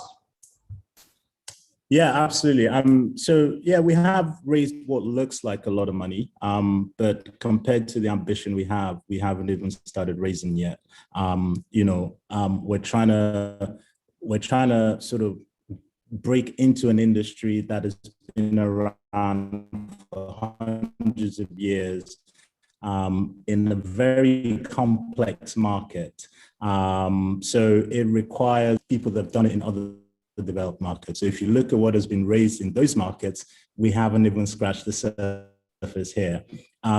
So we're definitely expanding into other African markets, not just African markets, other markets, period. Wherever you have, so it's going to be, for me, it's a lifelong sort of commitment. And it's going to take time, but the commitment is there, and people, I think, will start seeing Kuda in different parts of the world in the not too distant future.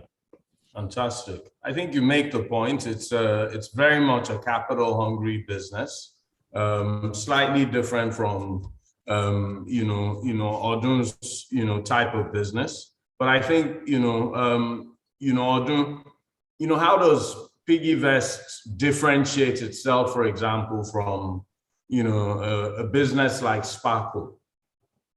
Well, I mean, I think it's largely that we're very focused on one segment of it.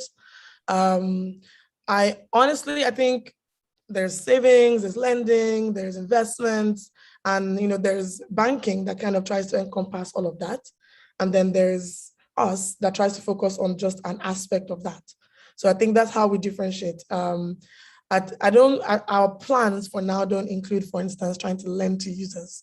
We're open to having people lend to our users, but we're not trying to lend directly to our users, for instance. So we're building an ecosystem of people where we're providing them with services like savings and investment, and eventually allowing other providers to kind of plug into this ecosystem that we're building to share with them other elements of financial services.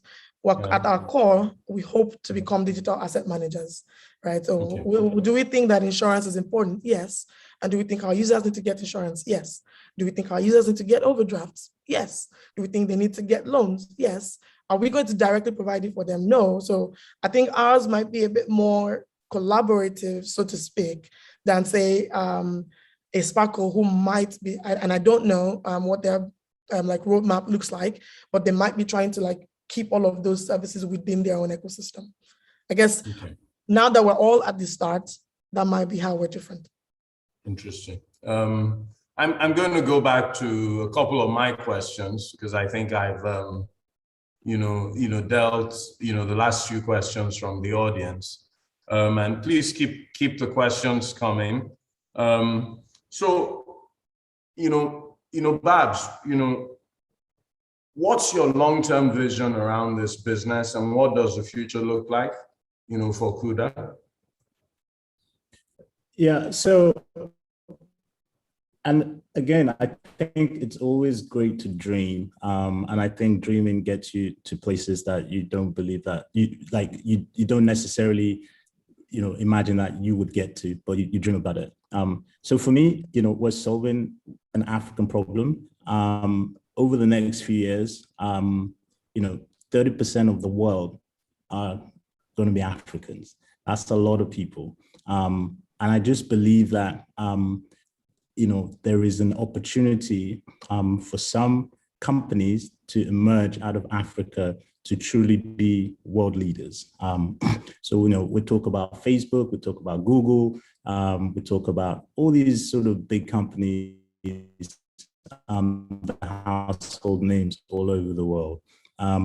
And for me, that's the dream, to keep building, to get to that destination. There are a lot of, we're in a big market. I think if we're committed to that market, it provides us an opportunity to build a really, really big business and do good at the same time. So for me, that's simply the dream, and we'll keep dreaming and hope and keep achieving. And there's nothing wrong with dreaming. I'm a big dreamer as well. So I'll encourage you to keep doing that, but you also got to make sure that you keep working hard to make those dreams come true. Absolutely. Odun, and what's your sort of vision for the business you're building? Right. Yeah. Like Bob said, we all dream of like the work that we're doing becoming the breakout one. And so our vision is for PiggyVest to be the one-stop digital asset management shop for like millennials and anyone who comes after them. And it's a very big one. When you hear about like the breakout companies in the world, they usually name all the social networks and the Amazons before they get to the finance companies. And we want that, like the story for Africa, to be different. Africa is a very complex continent, and it's been left behind for a long time. And our problem is infrastructural, is many things, but it's also economic. And I firmly believe that that's where fintech companies come in. So you can say, not to get too drunk on our own like Kool-Aid, but I think that for all intents and purposes, financial services companies, especially ones in tech, will save Africa, and we will be the ones to bring Africa into like kind of the present. And so really hope that we, along with Kuda and every other company who's on this journey, is able to help do that. Fantastic. Well, I've got roughly 4 or 5 minutes left. I'm really happy to take some more questions from the audience. And the next question says, how have you been able to scale in a short time? Was it from a large marketing budget or reliance on excellent services and word of mouth? Or I'll throw that at you very quickly. Well, no, I didn't have a large marketing budget when we started. And so it was from offering excellent services and word of mouth. Thank you for that phrasing. I think that when PiggyVest started, we went back to the source of the inspiration, social media. And we went back literally like just hand to Twitter, putting out tweets that like we thought millennials could relate to and making sure that customer service was on point. First year, we only saved 21 million naira because you had to build that trust. But on December 31st of 2016, the end of the first year of our business, for every time someone went on PiggyVest to withdraw successfully and get their money successfully, they went back to social media to share it. And that created an interesting like network effect where people were suddenly asking, what is PiggyVest and how can I get started? And so we doubled down on that. Provide excellent services to your users, they will talk about it and more people will come. So from there, we built our own in-house referral system, doubled down on customer service, and then we grew from there. We've gone on to raise money and then market, but in the beginnings, the scale was really due to like people having conversations about the product. Fantastic. And Babs, I'll just ask you to touch on that for 30 seconds. Absolutely. Yeah, look, similar story. You don't start out with money. You have to prove yourself, and you have to show a level of product market fit. So the moment customers become your marketers, you're onto something. And it was the same for us, really just gave us the confidence to just double down and really go for it. We pretty much raised most of the money we raised was our deck was just full of customers saying things about Kuda, so it's really important to start off in that manner. And yeah, so fantastic. Yeah. I wish we had much more time for both of you. This has been really good talking to you. Wish you all both the best, and look forward to connecting with you again. I think the audience has enjoyed this, as I can see, from the feedback we're getting on the platform. Thank you all both, and please stay well. Thank you. Thank you for having me. Thanks, Babs. Thanks, Oprah. Thanks, Phoebe. Bye. Thanks for an insightful session. I think key highlights, entrepreneurship is a story of resilience. There is no way you'll build as an innovator and not have some challenges with regulators, but as you grow, you understand that it's a continuous process of dialogue with the regulators to build that relationship. So thanks again for your time, Phoebe, Odun, and Babs. Now we'll be moving on to the next TED-style talk for today. This will be by Yanmo Omorigbe, the co-founder and chief operating officer of Bamboo. Her topic, Invest Now, the bills are never going to stop coming. Bamboo is an investment platform that's unlocking the limitless potential of global markets for Africans by providing real-time access to dollar-denominated investments. The video will start shortly.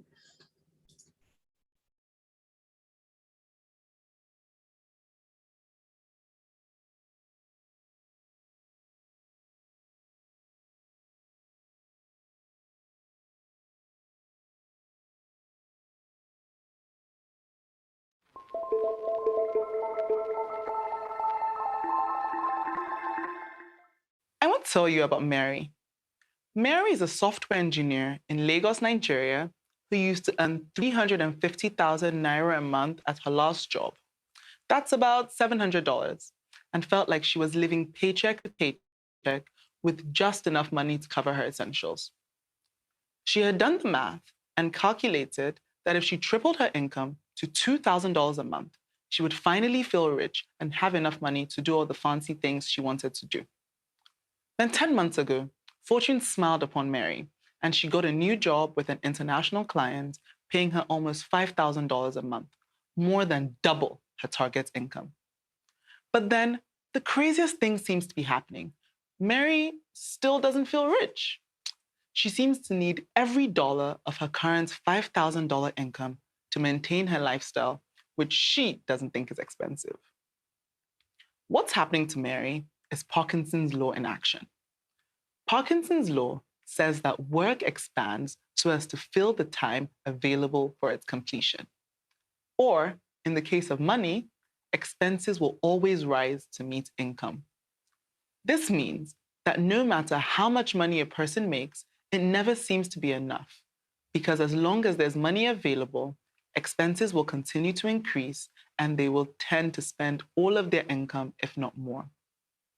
We can only become truly financially independent when we learn to resist the powerful urge to spend every dime we make and cultivate the habit of saving and, more importantly, investing a significant percentage of our income regularly. When we talk about building wealth in Africa, a lot of the focus is on earning more money and increasing savings. However, earning more money is often not enough of a fix because most people also start spending more money. With saving, the main goal is to accumulate money and keep it safe. Saving is a great way to get into the habit of putting money aside and gathering money for big purchases or emergencies. The problem, though, is that when you save, at best, the return you earn is just enough to protect your money from the effects of inflation. This makes savings on its own a very difficult path to building wealth. If we're going to beat Parkinson's law and build real wealth, then saving and investing need to happen simultaneously. When we invest, we're able to sit back and let our money work to make us even more money. The way I think about it is this: you spend today to meet short-term goals, you save to meet medium-term goals, but you invest to take care of your future. In the words of Robert Allen, one of the most influential investment advisors in the US, how many millionaires do you know who have become wealthy by investing in savings accounts? I rest my case. For a continent that still has so many people aspiring to join the global middle class, there's so much growth potential. However, there's still a number of problems with getting us into the investment world. The first problem is access. Most Africans, even wealthy ones, do not have access to investment options with good returns. This is due to multiple factors, such as high capital requirements, high inflation, and KYC processes that just don't cater to Africans. While the advent of a lot of technology tools is making this better, there's still a lot of work to be done. Another problem is that the vast majority of people think investing is for the rich, and they don't feel rich. However, if we remember how Parkinson's law works, most people will never feel rich because their expenses keep increasing and they end up spending all their money. Investing isn't for rich people. It's for people who have money left over after their needs are paid for. Economists define a need as something that is necessary for survival, while a want is something that an individual desires but would be able to live without. If you have any money left over after necessary expenses like rent, food, and transport are paid for, then investing is absolutely for you. Lastly, there's also the problem of knowledge and misguided fear.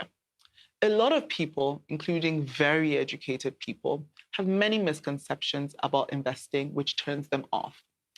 Many think investing is boring, too risky, confusing, or just time-consuming. I definitely understand why you think any or all of these things, because to date, investment in education hasn't really been targeted at the average person.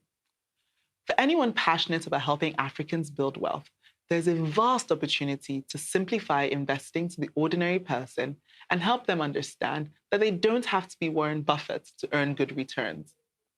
Getting Africans investing can't wait. Why? Because compound interest is one of the most powerful tools in investing, and the more time you have, the more compounding magic you experience.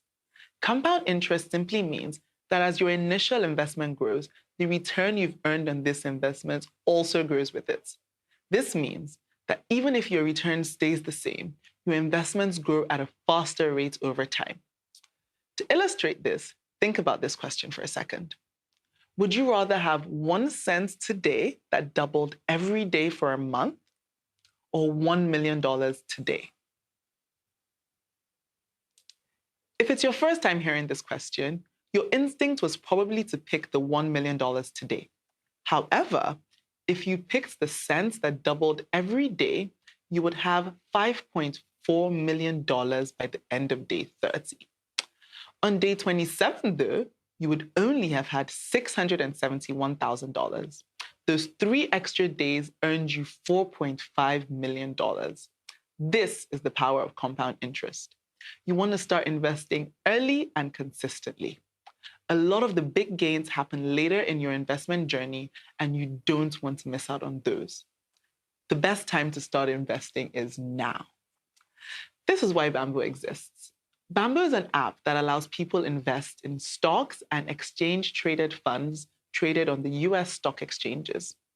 At Bamboo, we have helped tens of thousands of people become part owners of their favorite companies like Apple, Amazon, and Nike, earning money as the company makes profits and the stock price increases. Plus, we recognize how important it is to lower the barrier to entry for Nigerians. So on Bamboo, our users can buy fractional shares so that with as little as $20, you can get started investing and begin your journey to financial liberation. Finally, because we know that the average Nigerian investor is new to investing, education is at the crux of the work we do. We provide our users with countless resources to help them get started making smart investment decisions. We have released a 19-part stock market course, which has almost 1 million views on YouTube, hosted investment boot camps with over 100,000 attendees, and published multiple free investment guides. We have also partnered with investment clubs and financial advisors all over the world to give our users access to multiple sources of investment information. Access to the US stock market is just the beginning, though. At Bamboo, we believe that everyone should have access to a diverse range of investment options, regardless of their physical location. We want to make it easy for Africans everywhere to benefit from global economic booms and earn real returns. We also want to make it easy for people across the world to invest in African investment options. We believe that it should be just as easy to invest in the US stock market as in the Nigerian stock market, for example. The stories of our users keep us motivated. Every time a user posts a tweet or sends me a message about how they've made money on Bamboo and the plans they have for their returns, I am extremely excited about the work we're doing. And even more, there's often evidence that we're building deeply positive investment habits in our users. Slogans like buy the dip are very persistent during market corrections, showing that people are getting better at not panic selling. And our users are learning not to time the markets, with advice on how to dollar cost average being very commonplace in our community groups. It is inevitable that the next stage of Africa's economic development is through a population that is not just earning more income and saving more money, but also investing and earning real returns. Every day, I am proud to see us inch closer to this reality. Every day, I am proud of the work that Bamboo does to accelerate us towards this future. Finally, if you're not already a Bamboo user, you should download the Bamboo app on the Apple App Store or Google Play Store and get started investing. Future you is going to be so grateful.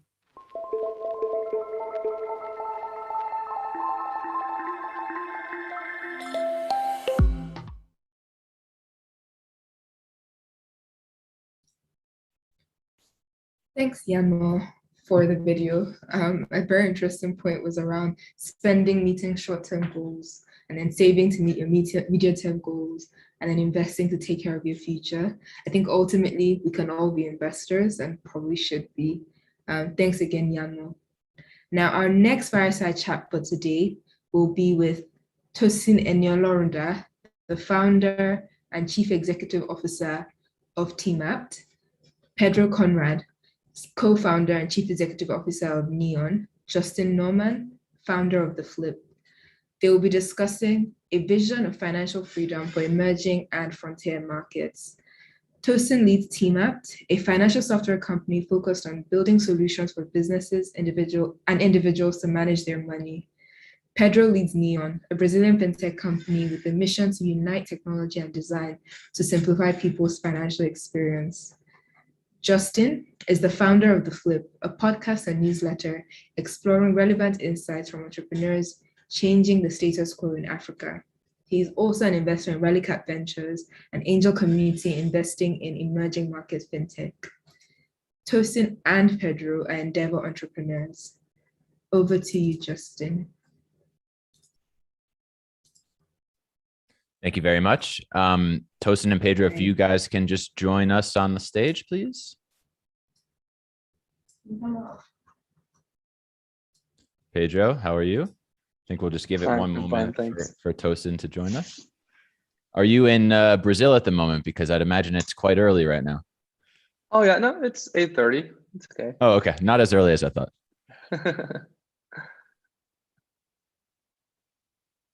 And Tosin, I think, is just joining us in a minute, and then here he is.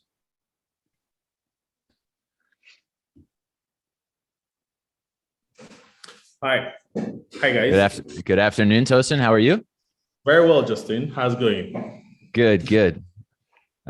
So welcome to both of you and to all of our attendees listening for this fireside chat with two fintech endeavor entrepreneurs. The title of this fireside chat is A Vision for Financial Freedom for Emerging and Frontier Markets. And I'm quite excited to have both of you guys because I think, and we'll get into it. Pedro, your experience in Brazil and the financial inclusion story of Brazil is one that I think is quite interesting in the Nigerian context as well. And there's a lot of parallels between the development of Brazil and the current development story that Nigeria is undergoing. So we'll get into that in just a moment. But just to introduce both of you again, Pedro is the co-founder and CEO of Banca Neon in Brazil. And Tosin is the co-founder and CEO of TMAPT, the parent company to MoneyPoint and Monify payment gateway. So Pedro, I'd like to get into it just to start with you. Assuming that there's a number of our listeners, the majority of our listeners rather, are Nigerian or sort of in the African context, I'd love for you to just provide a little bit of a lay of the land of Brazil at present from a financial inclusion perspective, from a smartphone penetration and digital banking trust perspective. I also know, branchless banking is a very big thing in Brazil, and there's been regulation for about 20 years now around that. So can you just give us a little bit of the lay of the land in Brazil before we move over to Nigeria? Sure. First of all, thank you very much for the invitation. It's a pleasure to be here. Let me tell you a little bit about Brazil. We are in a really concentrated market where 5 big banks, they hold like 80% of all deposits, 80% of all credit portfolio in the country. The market, like those big banks, they are a consequence of several acquisitions and M&As through the last 100 years, maybe. They've been acquiring everyone that pop up in the market, so that's why the market is so concentrated. We have like 200 million people in the country, right? It's a strong economy where a lot of people don't know, but we have one of the most developed central banks in the world. The financial industry is super well established, and the central bank realized that concentration was not good for consumers and for the companies. So they have decided like 6 years ago to start to issue new regulations that would allow more competition, like tech companies, to get into this market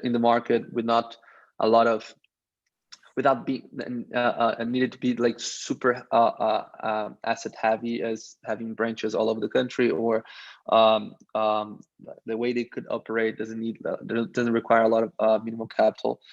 And so 6 years ago, it's exactly when the story of the fintech started in Brazil. Neon was the first digital bank. At the time, I was 23 years old when I founded the company. I had no idea about what I was going to do, but I was sure that people, like average people in Brazil, they needed a better solution, cheaper, better, and different from the status quo at that time. And so we were the first one, but after us, a lot of fintechs start to pop up in the market because the central bank allowed this to happen by having more lighter license that allowed fintechs to exist. Mm-hmm. Yeah, and I know that digital banking has really taken off in Brazil, and maybe we can just start by juxtaposing that to the status quo in Nigeria. And Tosin, I know you guys are doing massive volumes in the agency banking world with cash in, cash out, and Nigeria today is still largely analog. So can you just talk a little bit about the status quo in Nigeria in which you operate, and perhaps a little bit, from a regulatory perspective as well, of where you fit into all of that, and how all of that has to do with financial inclusion for Nigerian consumers across the country? Yeah, thanks, Justin. In many ways, Nigeria is many years behind Brazil. So I would imagine it's like that kind of 6 years behind Brazil. And there's always a natural progression of things from cash to digital. So what you have right now, Nigeria prior to now was more or less transactions just being done heavily in cash. Now digital transactions are winning. More or less major digital transactions, for example, P2P transactions is, transfers are ubiquitous. P2P transfers are ubiquitous. That's one of the reasons why Monify is what Monify is today. Merchant payments are ubiquitous. And as a matter of fact, you should even see agents as merchants. So what's actually happening right now is certain micro payments can't easily be done with digital payments, pure digital payments. So ideally, every merchant, every mom and pop store should have a point of sale device if you want to buy something, right? But that's not yet the case. So what you now have like cash hubs around where people go to these agents who are actually merchants selling cash, get cash and go spend at this merchant location, which is like an intermediate position to full digitalization. A full digitalization scenario will be where a pure cash position is where money is collected in cash, like salaries are earned in cash, and you spend all the cash throughout. A pure digital perspective is where money is collected digitally, there's no cash intermediary, and you spend all the money digitally. Nigeria is in between now, where money is mostly earned digitally. You withdraw some portion in cash, and you spend that portion in cash. So there's a general that we should expect transitions from cash in, cash out, more to merchant payments in the future, which of course it's literally the same solution we're prepared for. And that's more or less on the acquiring side, the merchant side. On the consumer side, which is the traditional banks have actually done some really good job so far. However, they suffer they have two big problems. The first problem is distribution. The second problem is credit. Those are the opportunities in the country. Now, the distribution problem is in the fact that half of Nigerians still are unbanked. And one of the top reasons for them being unbanked is forms of institutional exclusion and banks being far away, banks being the physical banks being far away from where they live or work. So the demographics of these customers are customers that would generally prefer to have some form of face-to-face relationship with whoever they're going to bank with, which used to be what bank branches are, and will not make decisions online. They will not yet use a pure digital bank. But the current scenario, because there are no bank branches around them, they would rather not open a bank because they don't want the money in the air. And that's the bottom of the pyramid, right? And for the bank's population, like the middle of the pyramid, they are still mostly excluded on credit. They only have a few options. The first option the major option that has come up recently are the credit-led neobanks, which basically allow everybody to suffer for the losses that they have in not having enough data to appraise you, or which leads to high interest rates. So the opportunity there is to simply build a better product that will allow people have access to resilience functions, savings, and as well as products for the middle class, and distribute it very well, which is some of the major things that we're currently working on.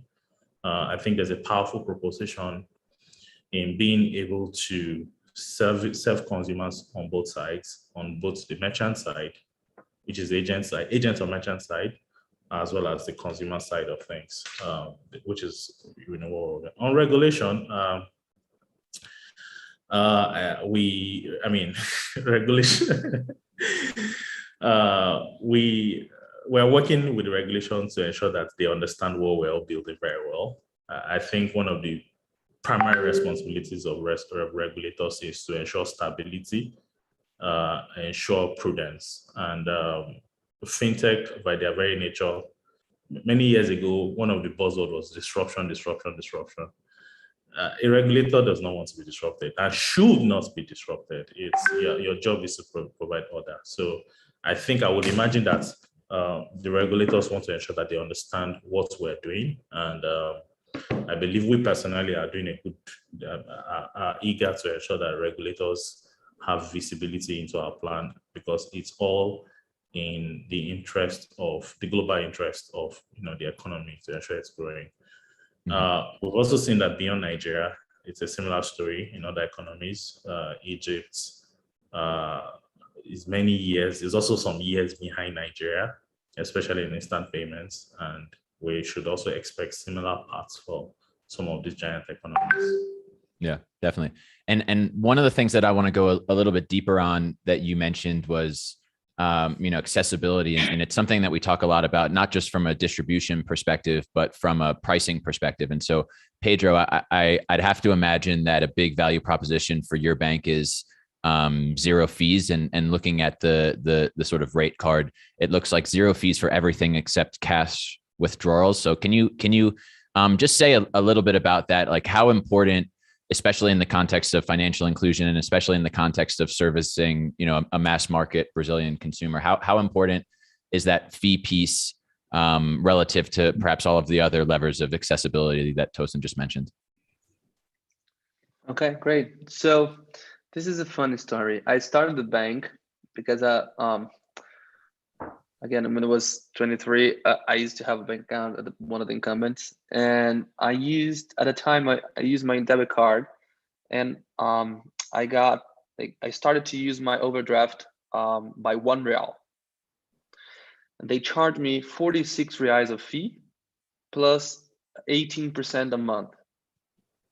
I was like, oh my God, what is happening here? And then I stopped to understand that the average Brazilian worker usually pays one minimum salary, one monthly salary a year in banking fees. This is still the same today in Brazil for the incumbent banks. So at that time, I realized that, hey, it's impossible to that. It must be a way that your cost of service is so low that you don't need to charge a lot of fees. And so we were the first bank also to launch no fee, no monthly fees, no transactional fees for our clients.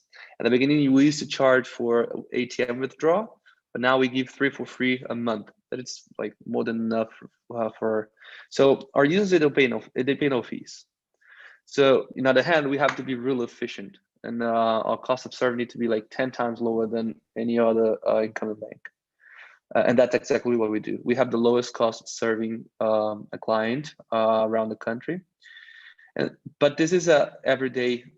This is something that every day you need to think about, because usually we're thinking about sometimes we're thinking about a new product and we say, hey, but this would increase the cost of service. Say, hey, no way, we cannot do this.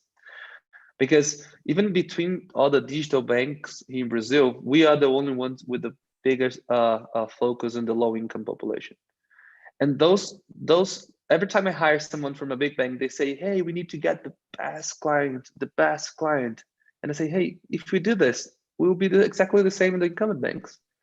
No, we need to be to have a product that is so easy, so smooth to use that any client will become a profitable client.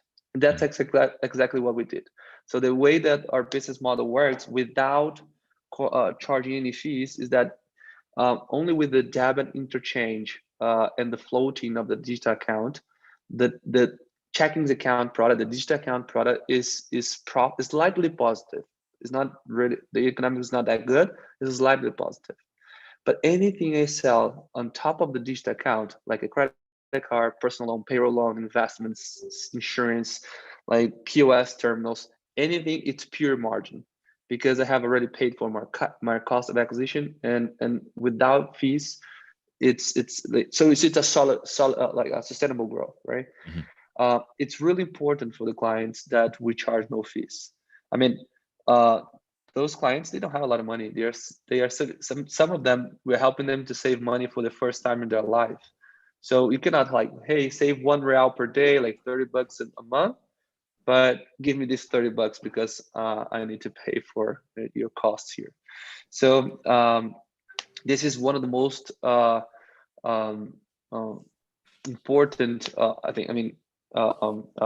parts of our offering, right? But it's not only the fees. It's the user experience as well, the customer service, the way we develop our underwriting model. We're giving credit cards. 2/3 of our clients, they never had a credit card before, because we are using different data that the traditional banks used to use to underwrite credit for them, start a relationship with small limits, increase over time, but we're giving access to financial products to this segment. Mm-hmm. So just a quick follow-up for you, because I know in the Nigerian context, a big contributor to the cost of doing business is cash in, cash out, right? So how do your customers, especially at the lower segment, fund their accounts I saw that there were some sort of physical cash-in ways that they could do that. And then also on the spending side, what are you seeing in terms of spending? Has merchant payments or acceptance of credit cards increased to such an extent, for example, in Brazil, that there's less of a compulsion to cash out and carry cash than there currently is in Nigeria? Sure. So, like the country in the last 6 years changed dramatically the way they transact, right? 6 years ago, around 50% of all transactions were doing cash. Today, I think probably around 30%. But anywhere except credit card here. Like if you go, but there's one thing that changed. POS penetration increased a lot, not anywhere, but like the majority of the place all over the country accept a credit card. But since a year ago, Brazil now has launched the instant payment solution, where with a QR code you can pay anywhere. So imagine you're like in the middle of jungle, the guy that will sell you a bottle of water, they have a QR code. So the instant payment replaced cash and is starting to replace card transactions as well, especially debit, right? Mm-hmm. So this was one of the big achievements for the central bank last year, launched the instant payment solution that is like free of charge, real time, 24/7, like really efficient system. There's another regulation now in place that is open banking, where we can have, is even more broader than the open banking in the UK, where you can have access to people's financial information, products, investments, everything. And this is helping people because one of the hardest thing to underwrite credit for this specific segment is lack of information, right? They are not sophisticated. Sometimes they had one or two credit lines in their life, sometimes none. So once you have information about their income over the last 12 months, for example, it's much easier and more accurate to give them credit with a better interest rate. So this will help the country to decrease interest rates. Mm-hmm. Yeah, and Tosin, I'd love to get your perspective on that. I know you and I in the past have talked a little bit about this in terms of how Nigeria moves to a more digital economy, and there are some pieces in place like instant payments, but cash is still really prevalent. Yeah. And the reason why is fees and accessibility and the lack of infrastructure, stable infrastructure from a point of sale perspective, and all things that I know that you're working on. And I'm particularly interested to get your perspective in the context of Monify, where I know you are thinking about in the future, when things go more digital, the role of agents may decrease. And so how can you sort of disrupt yourself and build other digital financial services to service the customers that your agents are serving? So what's your perspective on all of that, and perhaps in the context of Brazil's journey as well? Yeah, I think Brazil has always been a form of glimpse into what the future might look like. Some things are quite anachronistic. In Brazil, for example, Nigeria has had instant payments a long time ago, like many, many years. So I believe one of the major drivers of take-up of Pix in Brazil is P2P transfers, right? Which is also usable in P2Merchant scenarios, right? This has been ubiquitous in Nigeria. So a new solution that the central bank launches in Brazil that now suddenly allows money to be received in real time, which was not really the case before, was just maybe point of sale payments at merchant locations, is a major game changer. But that's already exists in Nigeria. P2P is like very ubiquitous. We transfer money every day, every time. Even at agent locations today, people do payments to transfers. However, one difference, and it's not a case of adoption, is the form factor of QR codes actually improves the user experience of P2P payments because it's actually simple. than cards, simpler than cards, because it's on your mobile. If you have a smartphone, it's on your mobile. There's no hardware, setup hardware costs again. So it means it goes really fast. The challenge in Nigeria is habits. So it doesn't look like the need is huge to push it, because Nigeria has a QR code now, actually. NIBS has QR code, but the traction is not high. That's the reason. The reason is because it's no longer, it's not a pain point. Brazil had a pain point. It's not a pain point. It's better, but better things don't usually, like, traction usually comes from really from pains. You know, it's, you basically, it's not vitamins. You need it. Vitamins don't sell. Like, it's more or less like you actually have to have a pain. So the use case for where I'm going is, for a long time, Nigeria will likely be a card market, after which QR codes will come in, because instant payments is already a thing and very ubiquitous. And what we should look at, a similar case would be maybe the case of the US or the UK. So in the UK already has instant payments, UK has advanced cards. A QR code solution will be a hard sell. In the same thing in the US. The difference is that in Brazil never had an instant, but Nigeria has. So Nigeria would tend more towards UK and US than Brazil, which means that the agents that you have today that use point of sales to withdraw cash will only be simply just become merchants. So the behavior will likely just be more merchant acceptance than a disruption of cards towards QR codes. That's likely what's going to be, because people, I want to pay, I need a card. I can also transfer at the same time. QR code is something that they need to learn all over again. So that's the, and like I mentioned, that's what I started the conversation with. It's fortunately, it's something we're aligned on.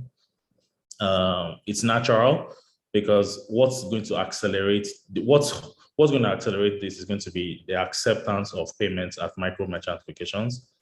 And to do that is to simply make it more convenient for customers to accept, to pay with cards. I mean, to pay with electronically, and than to pay with cash. And ultimately, it's always a question of convenience and cost. If the costs are not too high today, and the costs are often, sometimes are usually passed to the merchants in this scenario. Nigeria, for example, has some of the lowest take rates. The effective take rate in Nigeria right now is like 0.29%. Yeah, it's that low. That's the effective take rate in Nigeria, and for Nigerian. Impossible to make money with cards. Exactly. So you need sheer scale. You need sheer scale to get to certain volume. So it's no longer really a question of cost. Now it's now a question of convenience for most people. And convenience is like, you literally have to have a big solution that is really better. So right now, for many people, just withdrawing cash at an agent location and keeping it in their pockets to spend at micro merchants behaviors is still, it's quite convenient. And it's similar to many European countries also. Like in Italy, you will still go to the typical coffee shop where it's cash that they accepted there. So what we should imagine Nigeria looking like is going to evolve more like Europe, right? That's how Nigeria was going to evolve. And preparation on our own side is to simply enable our solution, which works very well in merchant scenarios, to work well in merchant scenarios also. And for example, one of my major competition, OPay, if you go to OPay's website, you're not going to see anything called an agent. They're just called merchants right now, because in reality, agents are merchants, but selling cash. Yeah. So do you have an expectation though, if the payments pain point isn't really there in Nigeria, are other financial services, Pedro talked about credit and lending, are there going to be other offerings that are going to move the needle towards digitization more, because in an analog and offline world, those services just aren't available to these customers in question? Yeah, so I think Nigeria is already digitizing fast, to be honest. Month-on-month, year-on-year growths, I'm not very sure, but I think they're in excess of 30 to 40%. on digital payments. This year has been the highest yet ever for card payments, right? So Nigeria is actually like literally digital. So there's a small portion that is cash, and that portion is what agents are filling in now. The behavior before in Nigeria was you have to keep a lot of cash, or you go to an ATM or go to bank and withdraw heavy cash that you spend over a week or 2 or 3 weeks. That amount period is dropping down now to a few days, and people keep their money digitally, but withdraw in cash to spend at merchant location. Now, the driving of this further is going to be driven more by distribution. Driving of this further, so like half of Nigerians are already banked, right? The other half, the driving it is to enable the other half have access to digital banking, because many of them want to open an account, but it's not convenient or the pin is not high enough, and they'll just deal the way they are. So if you make it more ubiquitous and distribution gets better. Second thing is credit. And I like what Pedro said. The traditional banks don't have all the data points that you need to make decisions for these classes of people. And some of these data points, fortunately on our own side, include distribution-aware data points. So what are distribution-aware data points? Like information of where you work or live, together with the knowledge that you can be located physically. Nigeria does not have a credit rating system, well, yet, that's ubiquitous and national. So the only way to drive credit is to either price it already, you price the risk already, or to have an extra way in which you can drive repercussions. So repercussions typically are usually done for online lenders is they use social shaming, they send SMSs to your colleagues, that's the primary way. But there are other ways in which you can also do social shaming. For example, if you have a knowledge and the customer knows that they have a knowledge of where you work or live, it changes behavior. So driving deeper financial inclusion in Nigeria is going to be improved distribution, as well as driving credit harder by having extra data points that will allow you to reduce the cost of credit, so it is more accessible than many people. So I'll give you an example of it, a non-sexy example that we do currently. It's not sexy and it needs to be scaled up better. Our agents actually distribute loans through a banking partner, distribute loans to market people. The default rate, and of course, this loan is digitally originated, digitally disbursed, everything. The only difference now is there is a form of offline there. And what's this doing? This is like a product that is preparing for the future where the market woman will have internet and be savvy enough to operate a smartphone and get a loan online. But they are not there yet, probably 5 years away. So, but they are still serviceable. So we have our agents servicing these market people, giving them 30-day loan advance for working capital.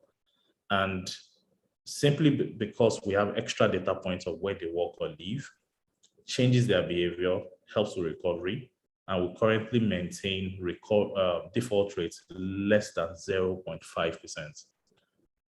So less than 0.5% is passed as an APL. So where I'm essentially going is, and this is things that are pricing, that affects pricing of credit, which now reduces accessibility for everybody. So to summarize how to drive things deeper in Nigeria is to improve distribution. Nigeria will likely evolve in the direction of Europe, where it's cards and instant payments. In the direction of in the UK, cards and instant payments. And to further drive it is to make credit available in an ubiquitous manner. And to do this, you need extra data points on these guys for you to be able to appraise and provide repercussion to ensure that you don't have too much defaults. Mm-hmm. Yeah, definitely. So before I ask the next question, I just want to also say to the audience, if you guys have any questions for Pedro or Tosin, please fire them in the Q&A and I'll take a look. And in the last 5 or 10 minutes or so, we'll open up for audience Q&A. So Pedro, I think just in talking about Brazil, we've sort of been backward facing a little bit, just given the sort of context and the relationship of development between Brazil and Nigeria. So I'm curious now to talk forward facing some more. What are you guys thinking about? And, I don't know if the conversation around financial inclusion in Brazil is that financial inclusion has largely been solved, or it's, at a much higher percentage increase. But are you thinking about still, how do you include, the last 5 or 10 or 15% of people? And then just from additional products and services perspective and growth for the bank, what is next after all that you've done thus far? Sure. I'll just go back one second to the last question and share with Tosin. Like when I mentioned QR code, QR code is part of the new system called PIX, that is the instant payments. But it's not only QR code.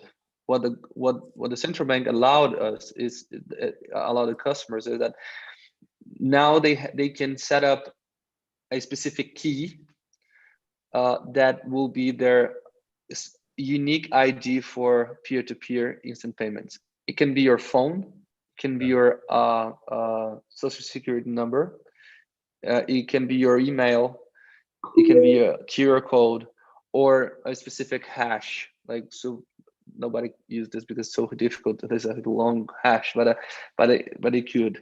But I mean, to try to not, so people don't need to think about a QR code if they don't understand what it is, but they can think about their phone, email, whatever it is. So the cultural aspect for people to start to use is reduced now. So it's so simple. Anything can work for you to make payments peer-to-peer or on the merchants. But going back to your question, Justin, I wish we were there yet, and all the Brazilians had like a really good service, like fair price, but it's not. We're far away from that moment. We're not like. I mean, I like to use Poland as a benchmark, where all the banks are really cheap, digital, good experience, like 10 years far away from Brazil. But Brazil, like, besides the fact we have 3 open accounts for each individual in the country, maybe 4. So like 600 million, more than 600 million accounts open for 200 million people in the country. But wow. all the fintechs combined today, we have less than 1% of total deposits in the country. Or we have around 2, not even 3% of total credit portfolio. So the game is we're able to show that we're able to capture their attention, open an account, because it only takes like 3 or 4 minutes. But financial industry is super complex. People need to buy an apartment in a certain point of their life. They need to buy a car.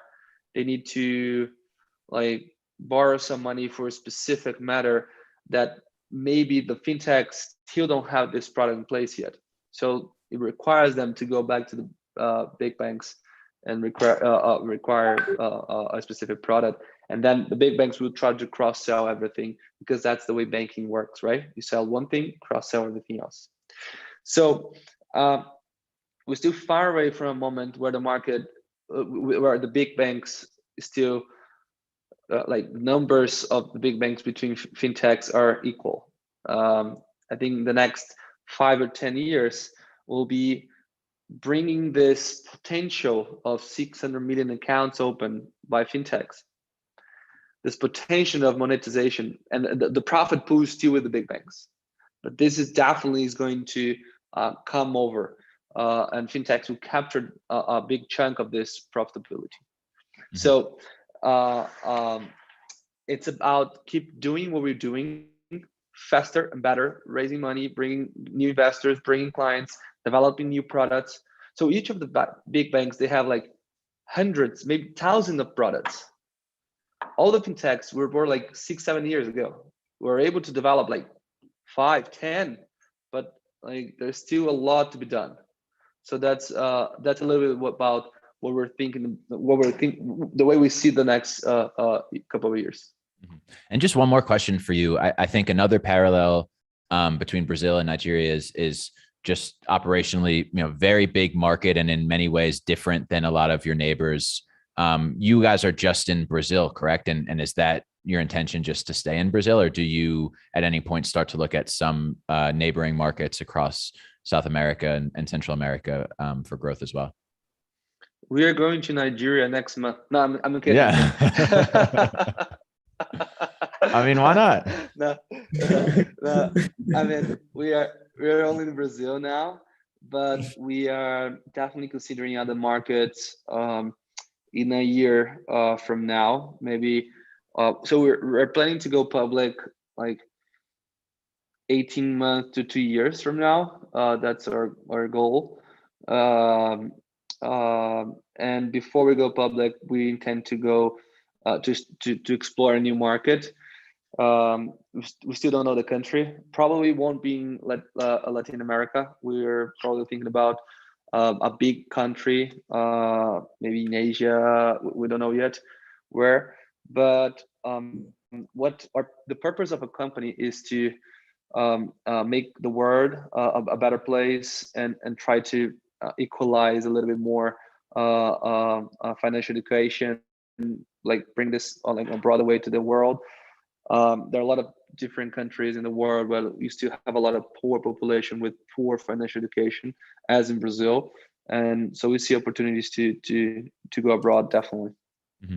And by the way, Brazil to Nigeria is not crazy. There's a couple of Nigerian growth stage companies. One I'm thinking of that expanded to Brazil, and another that expanded to Mexico. So there, I mean, all this time we've been talking about a lot of parallels. So it's not the craziest thing in the world.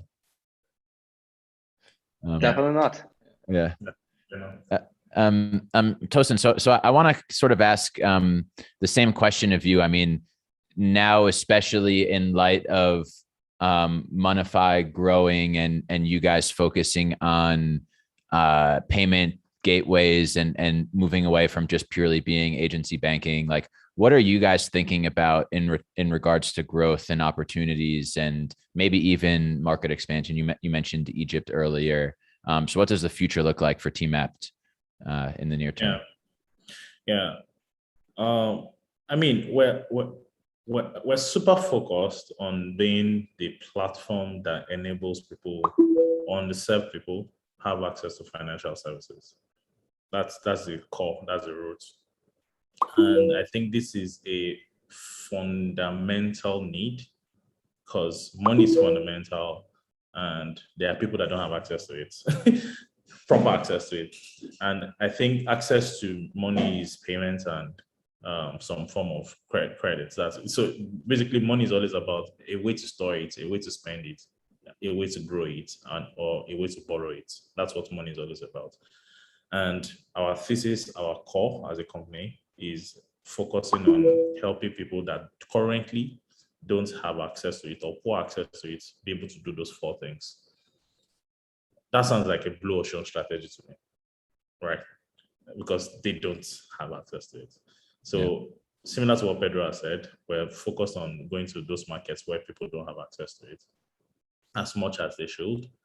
And the way this works is we have access to it by giving them a wallet that they can use to store it and probably use to grow it or probably use to borrow it. But let's also give them platforms that they can use to make payments. What that does is generally also makes you more powerful. So you can imagine us to be becoming like a Square and Cash App now, right? Where we've built the merchant acquiring angle of things. Right now, agents are like merchants, but paying with cash. We also have merchants using it. And now we're building the consumer angle of things already. Nigeria, current home market, has 80, 90 million of such people. We've seen opportunities in Egypt also. Egypt, like I mentioned earlier, it's like many years back. So Egypt can easily go the Brazilian way, right? Because right now, Egypt is just about to launch instant payments, right? And there are merchants all around today, but mostly focused on bill payments, right? And because mostly focused on bill payments, and the economy is still largely cash heavy. And you would imagine that's what it is, because if you don't have a lot of ATMs, which Brazil had before point of sales, Brazil had quite a good number of ATMs. So if you don't have a lot of ATMs, you don't have instant payments, and you don't have a lot of merchant payment scenarios for cards. The behavior of people will be to store their money in it, because people want to be able to access their money easily. So they'll store it in cash. But now that Egypt is about to launch instant payments, that means that people don't mind storing it in cash, because that's really, really not convenient. But we'll now start moving more towards electronic methods. And if card is not yet something that's really, really ubiquitous, then QR code cards were built in an era where there were no smartphones. If there were smartphones, cards would never have evolved.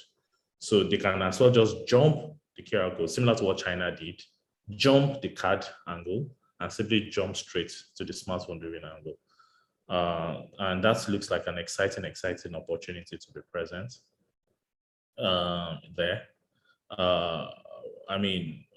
Ghana is a much more, quite more matured market. However, opportunities to also exist in helping people to be able to borrow money, especially the payday ones. So basically, we have a couple of markets, mostly in Africa, which are blue ocean for the thesis that we are currently operating in. Yeah, and I know Egypt's regulators really trying to make a push towards digitization as well. So maybe that'll actually be the next market for Neon coming up in a couple of years. Cool. Well, I think we are out of time, but I just wanted to say thank you very much to both of you, and to Endeavor for having all of us, and to the audience for listening in. Toast and Pedro, thank you again. And I'll turn it over to you.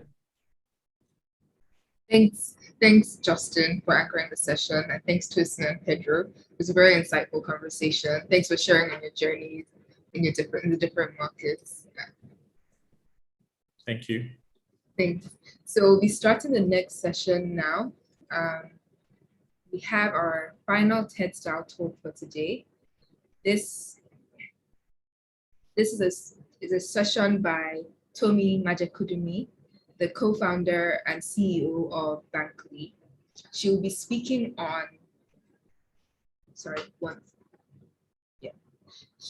apologies for that. So she'll be speaking on financial inclusion, the search for alpha and impact.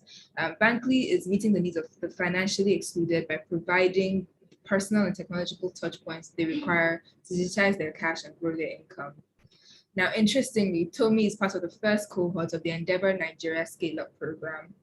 The Scale-Up Program is an accelerator program for the next generation of high-impact entrepreneurs in Nigeria.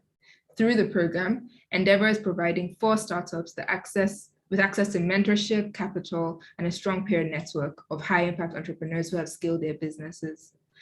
Tomi's TED style talk will start shortly, after which we'll have the final fireside chat for today.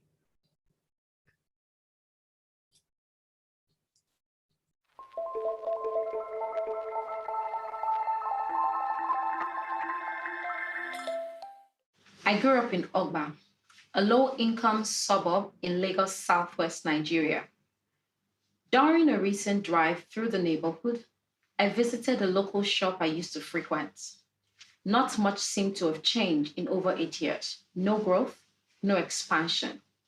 Sharing my thoughts with the owner, Bosse, she didn't miss the chance to onboarding and share her challenges with respect to accessing capital to grow a business, and when she does, it is from local informal lenders with rates as high as 60% per annum, making growth impossible. Now look around you. You will find millions of Bosse, stagnated and unable to grow, being in a constant state of frustration and poverty. 90% of transactions in Nigeria is in cash. This cash-driven behavior excludes them from accessing useful financial products that can increase productivity, drive economic growth, and alleviate poverty. Fintech is arguably one of the fastest growing sectors in Nigeria. Yet, the pace of financial inclusion remains sluggish. Cash is still king. This is not just the case in Nigeria, but in most African countries. According to the World Bank, 43% of sub-Saharan Africans are financially included, but 95% of retail transactions are in cash. There seems to be a disconnect with the pace of investment versus the pace of inclusion, and this disconnect can be attributed to the constant battle to balance alpha with impact. Alpha can be defined as the excess return to be earned on an investment, and it is often as a result of active and conscious investing. Fintech growth depends on access to capital, whether early stage capital to prove the viability of the business or growth capital to achieve scale and sustainability. To achieve this balance, an impact-focused fintech needs the right type of capital. To focus on a largely ignored segment, as Bankley is doing, education and distribution will precede digitization. It is critical to build low-cost distribution infrastructure, which requires time and capital. When we commenced operations in 2019, we were naive enough to underestimate the depth of the challenge and the work needed to build the foundation required for sustainable financial inclusion. However, we had no doubt in our clarity and our ability to solve it. Over the last 2 years, we have focused on building the required distribution rails necessary to provide access and educate the bosses of Africa. We also understand that access is not inclusion, and so our work has just begun, and digitization is the next phase. Inclusion has largely been driven by traditional banks in Nigeria, moving us from single-digit inclusion numbers to over 40% after 2 decades. Now, the next phase of growth will be much more compressed, but not compressed enough to forget the mission. There is compelling evidence that alpha can coexist with impact, and we are committed to towing these uncharted territories, creating a win-win situation for every stakeholder. Thank you.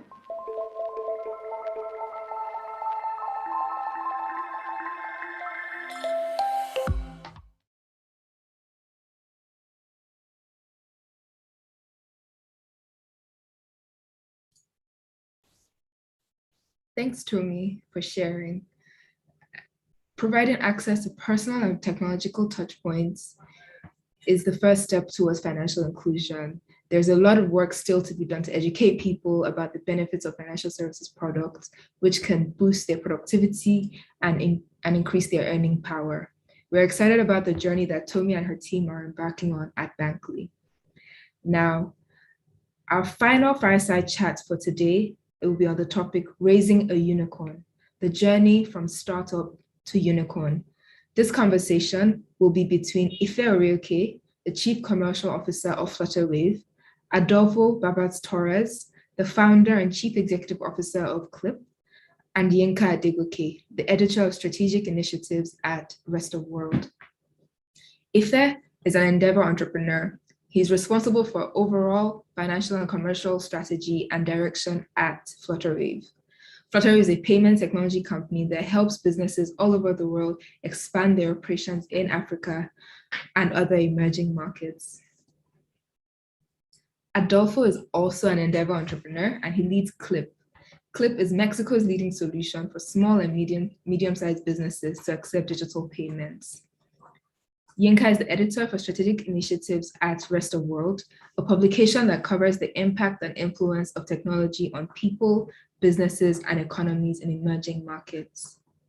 For the audience, I would like to remind you that you can use the Q&A tab on the right to send in questions for the speakers during the fireside chats. Over to you, Yinka.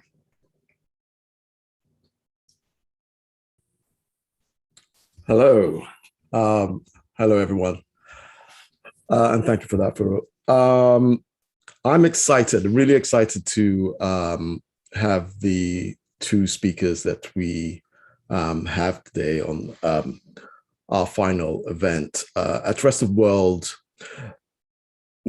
as that introduction said, at the rest of the world, we care very much about how technology is frankly changing the world and changing economies. And these two companies capture a lot of why we exist as a publication in the first place. So that's why I'm so honored and excited to do this. I'm gonna just get them both on. I don't see them on my screen right now. Adolfo, are you there? Is everybody on? Hi, Inka. They'll be joining shortly. Okay. Is on already. Okay. Oh, okay. Hi, Ife. I can't see it on my screen right this second. So what I wanted to do was to sort of look at what these two companies are doing, how and the context of their markets.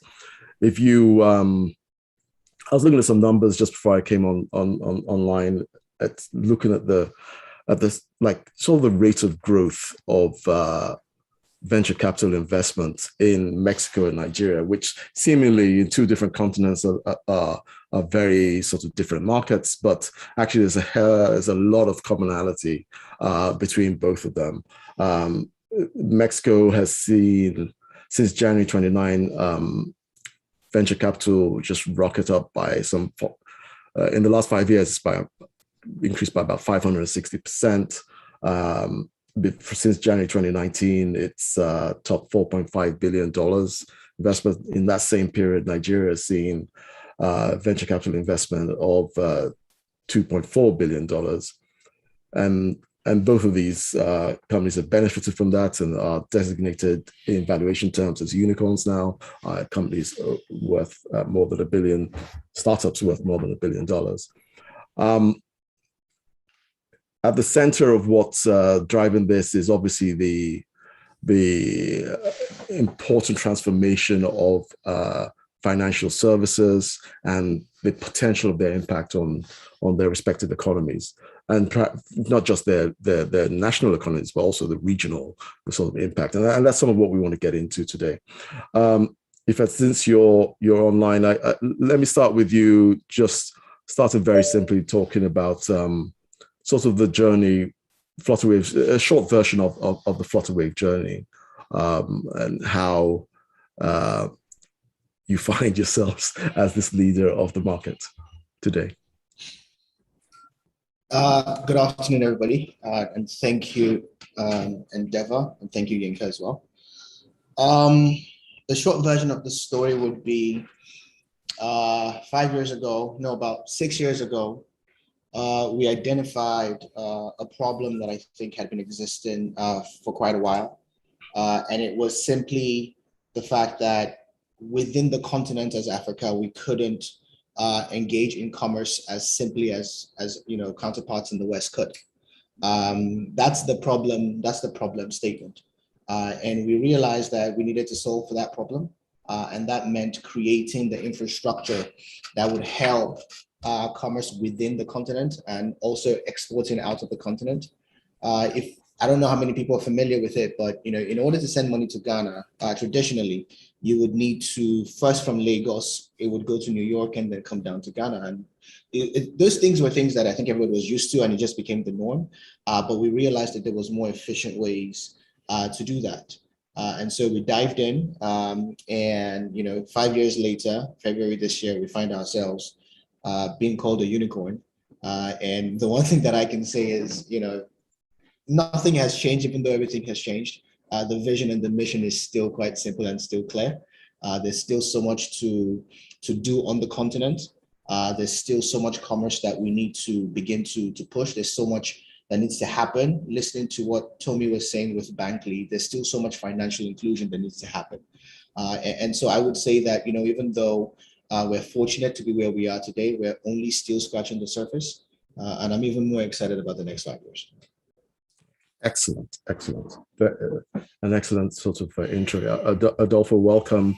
I wanted to get you to also do the sort of short version, and maybe with a little bit more little bit more detail about, a little bit more context about the Mexican market, because obviously many of our listeners are in the Nigerian market, are very familiar with Flutterwave. But yes, tell us the Clip story and some context about your role and your place in that market. Yeah, absolutely. So thanks for the invitation. So the company, I founded the company back in 2012. So it seems like it's actually ages ago. Prior to that, I was working at PayPal in the Bay Area. I was the employee number 3 for PayPal in Latin America. So this was the early days for PayPal also in the region. And through my years at PayPal, I came to realize, I was new to payments, how really hard it was not only to make a payment, but most importantly, how to accept payments. Throughout the world, in general, this is a constant throughout the world. And in the case of Latin America and the case specifically of Mexico, which is my home country, it was particularly acute and had to do with a macro economic dysfunction at the industry level, given how, I'm not going to go deep into it, but how the industry is organized is very different than from most parts of the world, the payments industry. And as a result, only a handful of merchants accepted payments, electronic payments, or cards. So that's after about 4 years in PayPal, I left to start the Clip, to start the company. And what started as a real payment acceptance mechanism for small merchants, we only cater to small and medium businesses, but mostly small businesses. At the beginning, and that was basically the idea. It slowly but surely became a much larger enterprise or a much larger venture than what any of us, including myself, expected.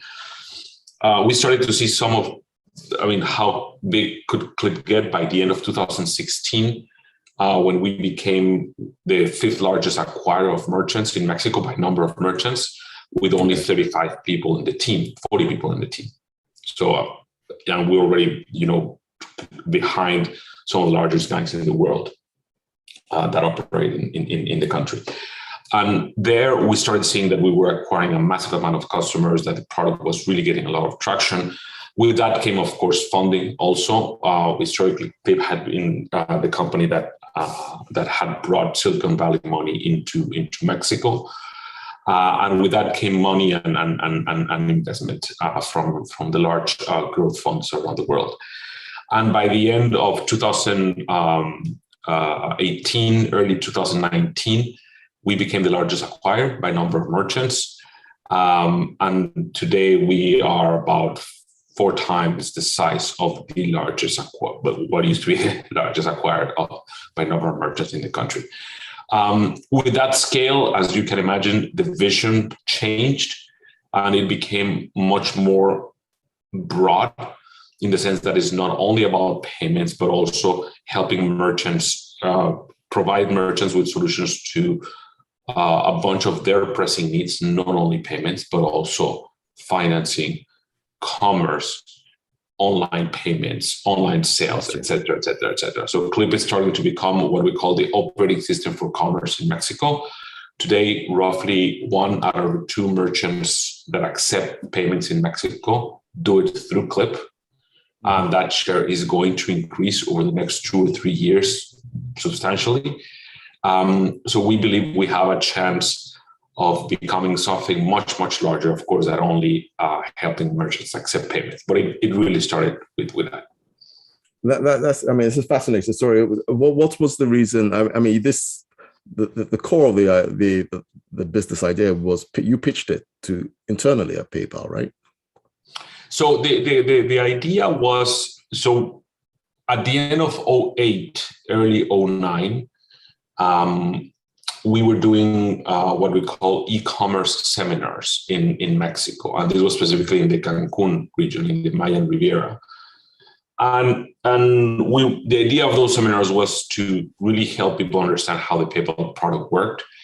We brought with us a hack that we had done on an iPhone, where you could accept payments on site versus the traditional PayPal product, and it was a big success as a trial.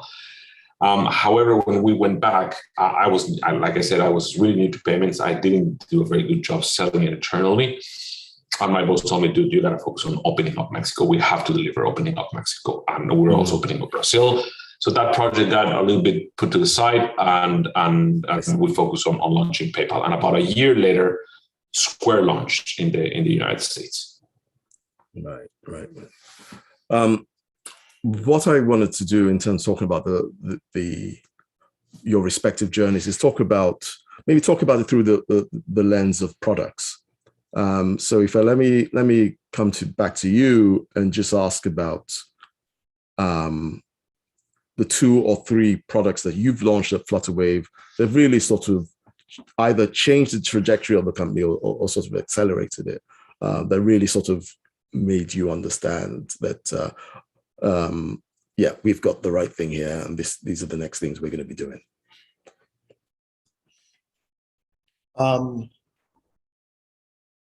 Okay, so I think when I was speaking earlier about what we saw to be the problem, which was ensuring that a lot more commerce could happen on the continent. The way that we sought to solve that was to be a payments infrastructure company. And if I could use an analogy, where you think about a plumbing system, you would typically go to the faucet or the sink and you turn the tap. But rarely do you think about, the pipes that are in the wall that go all the way and carry the water.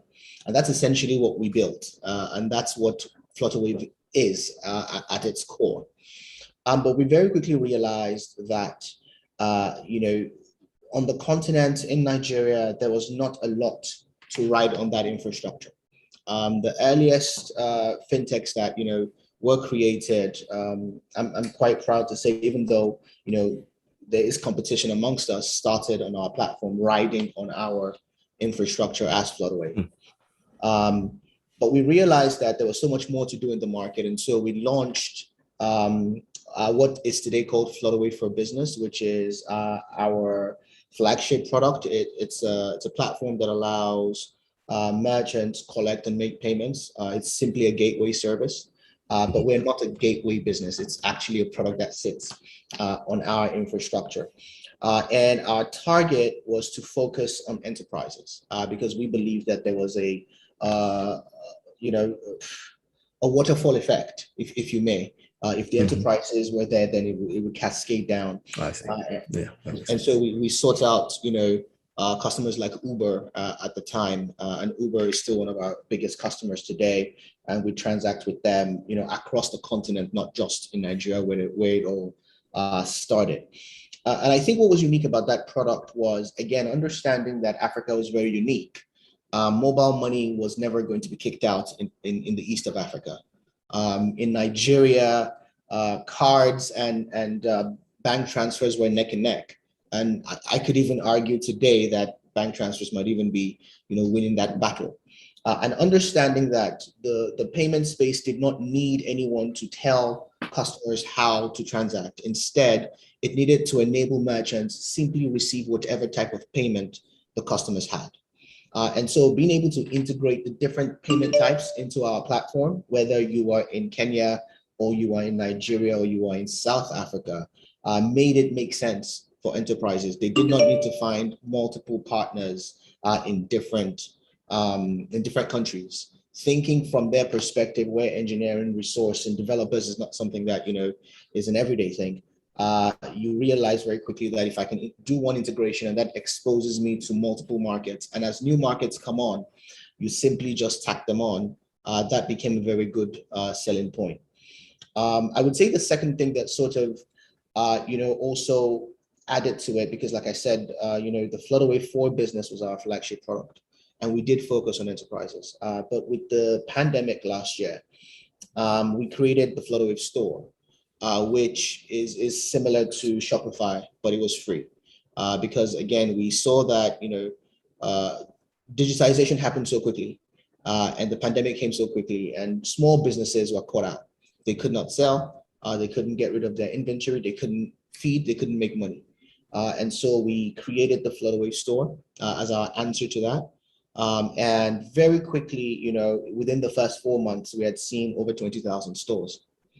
And that also changed. Again, we didn't play very heavy in the retail space and the SME space, and that sort of changed the trajectory of the business. There's so much more that we've done in the time, but I would leave those two as two of the biggest things that have been very impactful to our business. And I would say that, especially with both systems, right, with our gateway, what makes it interesting is we keep adding payment types because payment types don't end. We added Discover, PayPal, MTN Momo, Airtel Momo, and those things just keep coming. And that flexibility that we give the merchants, I think is what has been the winning formula. Yeah, I do want to come back to that because I'm just conscious of time, but I'm fascinated by, how's Flutterwave store been doing in terms of actually growing, in terms of, you talked about 20,000 very quickly, but has it kept growing? So today, what we've seen is, I believe today those numbers are at about 60,000. But what we've also seen is actual growth, business growth, where a merchant has come onto the platform, the individual growth, their products, and they've transitioned into other products that we have at Flutterwave because their businesses have expanded. So it's not the case where we're seeing just a merchant come on the store and stay on the store. We've seen quite a number of merchants migrate as their business evolve, expanded, essentially. Let me take that to Adolfo. What's one or two products would you say it's kind of changed the trajectory of the company, or sort of accelerated what you were already doing? Yeah, so I think I'm going to talk about one that really changed the trajectory of the company, and then another one that really changed the trajectory of our thinking more than the company. So the one that changed the trajectory of the company was a hardware product. So we had a dongle that connects to the phone, and then a Bluetooth reader that connects to the phone via Bluetooth. And things were going great. This was back 2017. However, in 18, one thing we started seeing, Yinka, was that the merchants were really, really small, the ones that were transacting. And we were starting to get questions from merchants or inquiries from merchants for devices that can really transact more and be a little bit more robust. So in 2018, we launched a full-fledged Android phone, which is a full POS terminal that has payment. The payment system is integrated into the phone, and that, of course, with a screen allows you to do a lot of software stuff. Okay, but that really changed the trajectory of the company in terms of the type of users we were starting to get. We started getting users that were about 4 to 5 times larger than the ones that we were getting on the other readers, with the same price, because we're not changing the price that we were charging them. And the retention as a result also was much better, because these were larger merchants, so they tend to be a little bit more established and more stable, right? Right. And that. What's that called? What's that called? It is called the Clip Pro, and that really changed the trajectory in terms of our curves, our LTV and CAC curves. And that allowed, and really, and most importantly, more than that, it really expanded our vision into, hey, we might be able to serve larger merchants than what we thought, not only the very, very small guys. So that's one. And the other one that was more than the trajectory of the company really changed the trajectory of our thinking. It was a very, very, very simple product, which is in Africa, this is also a very common product, which is top-ups. We gave merchants the ability to top up their phones, their clients' phones. But instead of us keeping the revenue, we share the revenue with them. We give them all the revenue for that. We don't keep a single peso of the revenue. And the adoption that we saw of that product, but most importantly, Yinka, the correlation between how the merchant transacts and how we retain the merchant once they start using more than one product it's just skyrockets.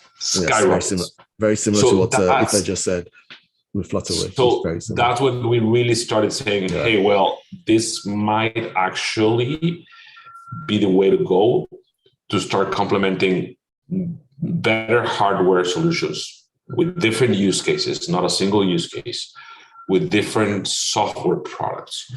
And that combination has been the killing recipe, if you want to call it, for us. But this second product, the Topaz product, in terms of revenue or TPV, it has really not changed things materially, but it has informed a lot of our decisions in terms of roadmap about what to prioritize and when.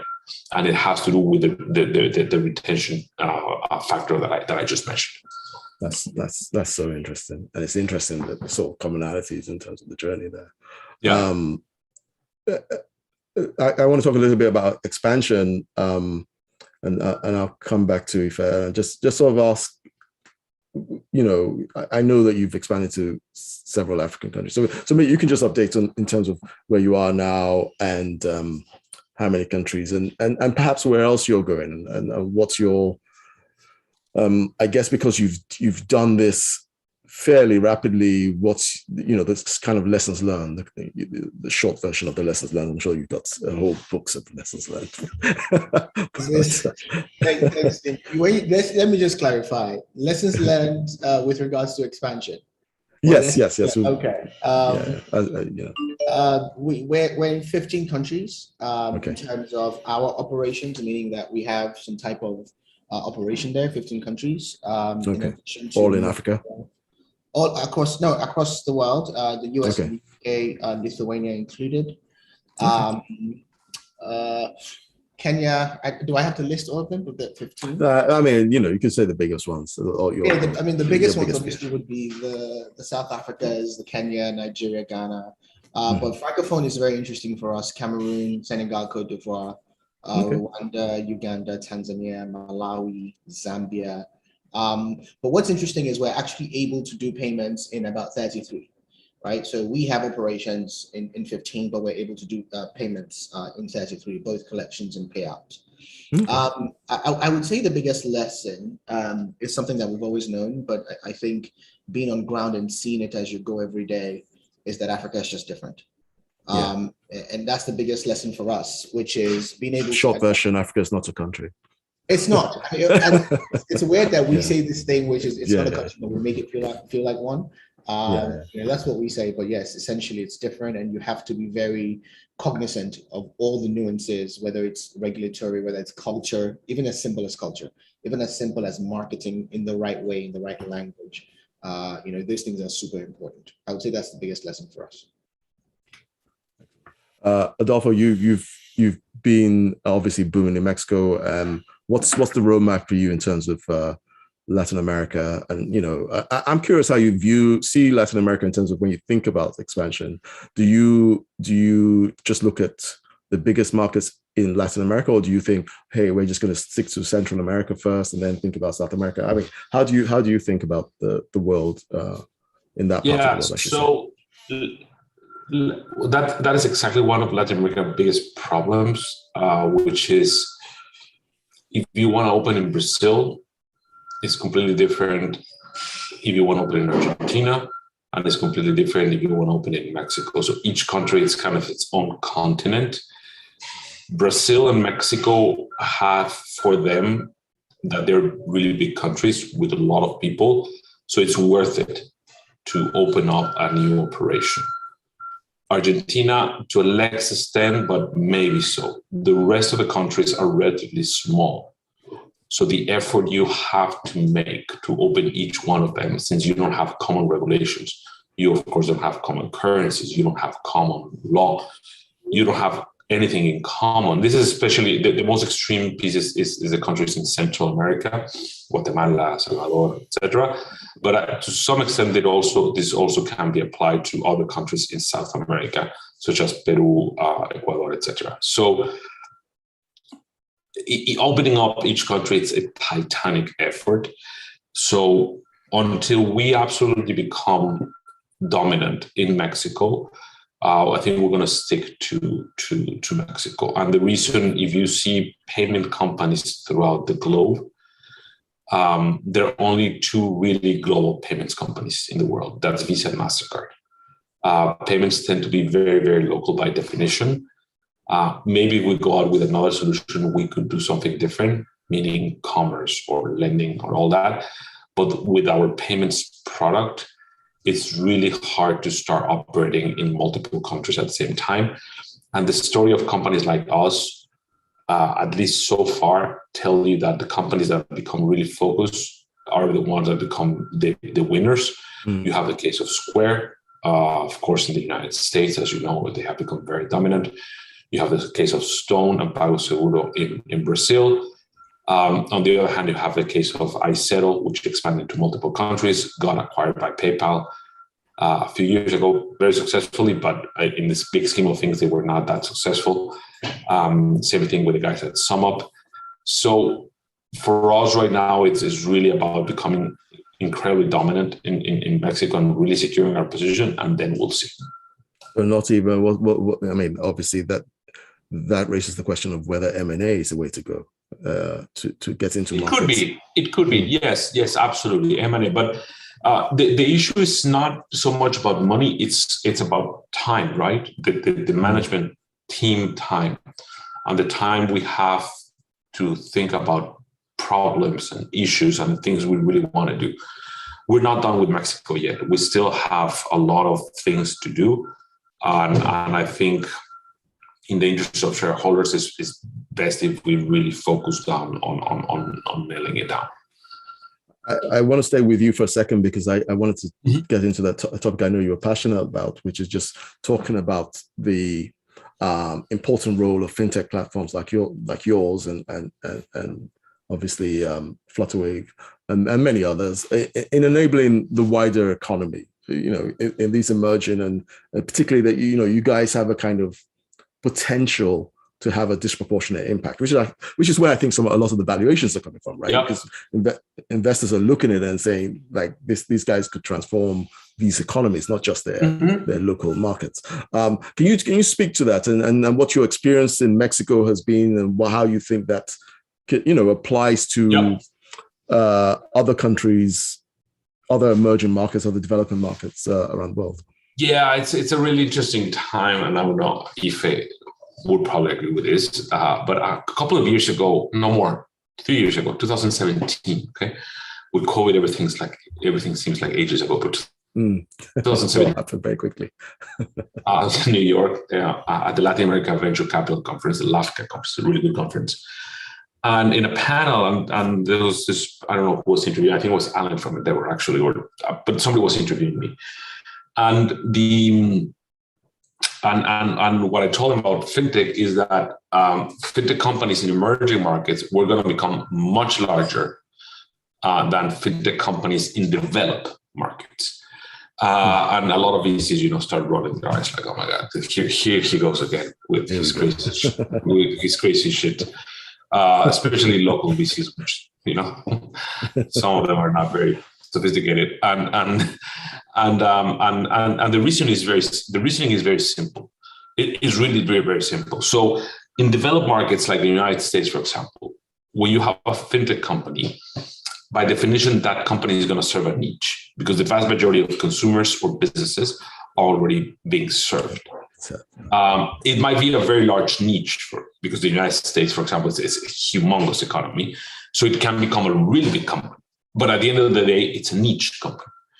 And my argument back then was what happens in emerging markets is that the vast majority of the population are either unserved or underserved.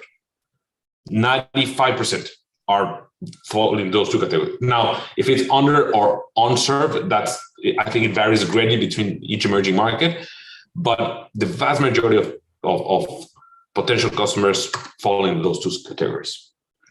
And when you have a company like the ones we have here today, we might start with a niche, but then the company start becoming so large that they actually could serve the entire market. And my argument back then was, look at the case of Ant Financial. in China. And yes, China is a very weird case, right? And it's a very specific market. But you're starting to see things or things like that in the case of countries like India. In the case of Brazil, for example, you have Paytm, Nubank, which is serves more customers than probably the two largest banks together. I mean, I don't know the numbers, but it's really large. In the case of Mexico, you have Clip, more than 4 times. We have more merchants than the top 5 banks combined.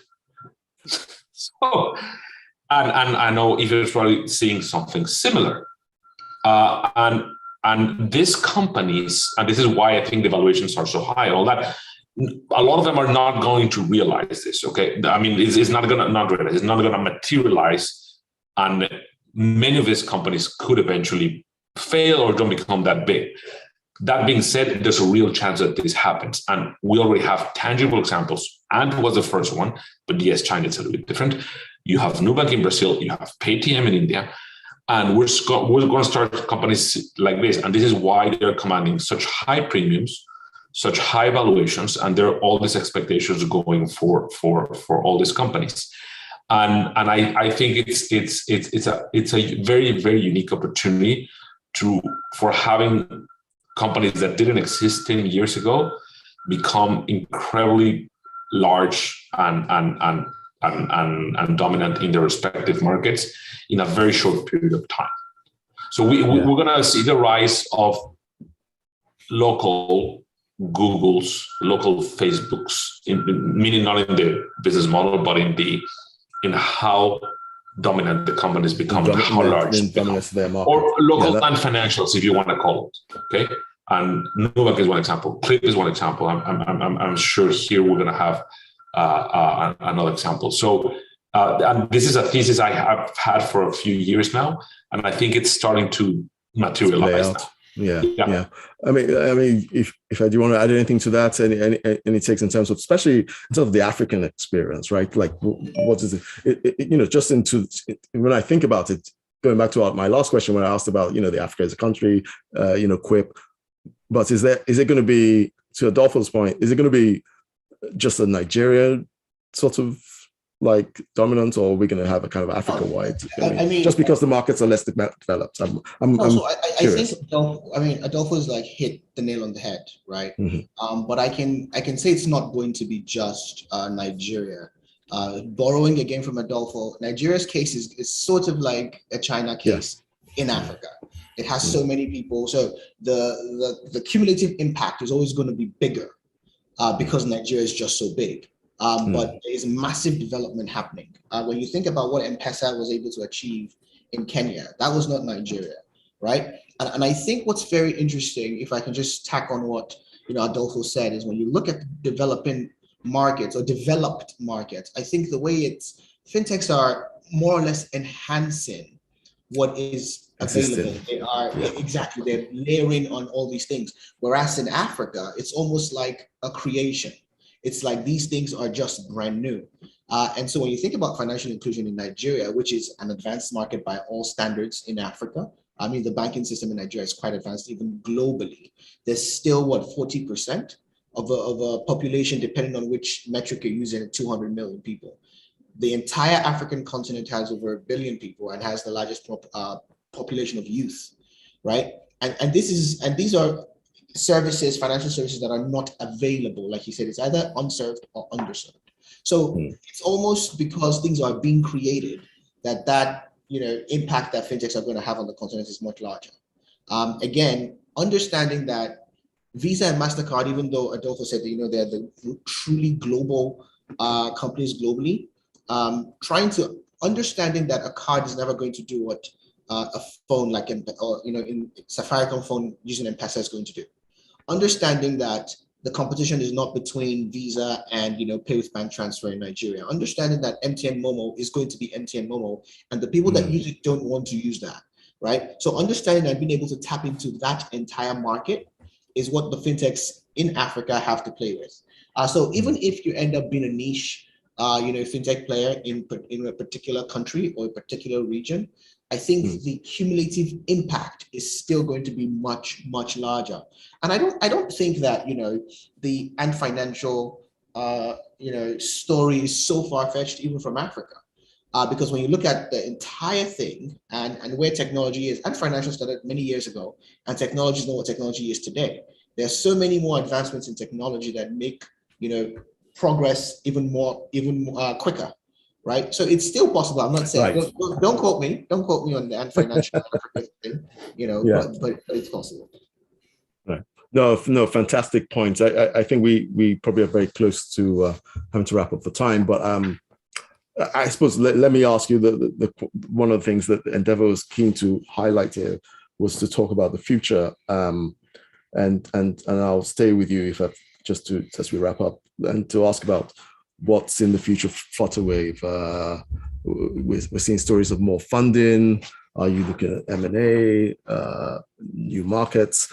What are the priorities here as you think about the future for Flutterwave? I think that's the one question we get asked the most as a company. And if we saw 5 years today, 5 years ago, we would be wizards. The future is, like I said, I think when I started the introduction, even in the short version, the vision hasn't changed. And that's because we're barely scratching the surface. Africa is still not able to do commerce globally, as smoothly as we would like. In Nigeria today, it's possible, in Kenya and Egypt. But Africa has many more countries and many more people. And so that vision still remains in terms of being able to plug the entire thing. When I think about our journey with Uber as an example, we were in Nigeria and then we took out incumbents in Kenya and South Africa, and we're doing the same thing in many more countries, right? And for me, it's because our solution works. What we're trying to build is real. And on the back of that, there is real impact that needs to be had. When you think of what Ant Financial was able to achieve in China, beyond just the commerce bit, the impact that it had on the people was massive. And because at Flutterwave, we are very, very deliberate about ensuring that we have impact on the continent. It means that there's so much work to do. I do not believe that even at where we've gotten to, processed well over, I think it's $12 billion now in transactions, and the number of places that we are in, that we are scratching the surface. There's still too much to do. So the future is going to look like a lot more expansion, as many more payment types as are possible, allowing Mexicans come to Africa and not think about how they're going to spend, allowing Africans go to Mexico and not think about how they're going to spend, creating many more partnerships, because I've understood better than anything that fintech is partnerships. You cannot do it by yourself. So creating many more partnerships, and if that comes via organic means, great. If it comes via M&As, great. Obviously, if we continue to grow at the pace that we're growing, then definitely there'll be many more opportunities to raise capital and do big things. And touch wood, long may it continue. As we talk about raising capital, what is the priority there? Is it just about expansion into new markets, or is it about acquisitions when you think about potentially raising new capital? There's not one way. I think that Adolfo mentioned it when he said, if you're going to go into Argentina, it's very different. You're not going to go into Argentina the way that you're going to go into Europe, right? Even if they're neighbors. So it's the same way. I can't say that it's definitely for acquisitions or that's definitely for expansion. But to me, expansion is both. It's both organic and inorganic, and we will deploy capital accordingly. Excellent. It looks like we've got 5 more minutes, so I will ask Adolfo the same question about the future, and then maybe we'll just wrap up with a question about leadership.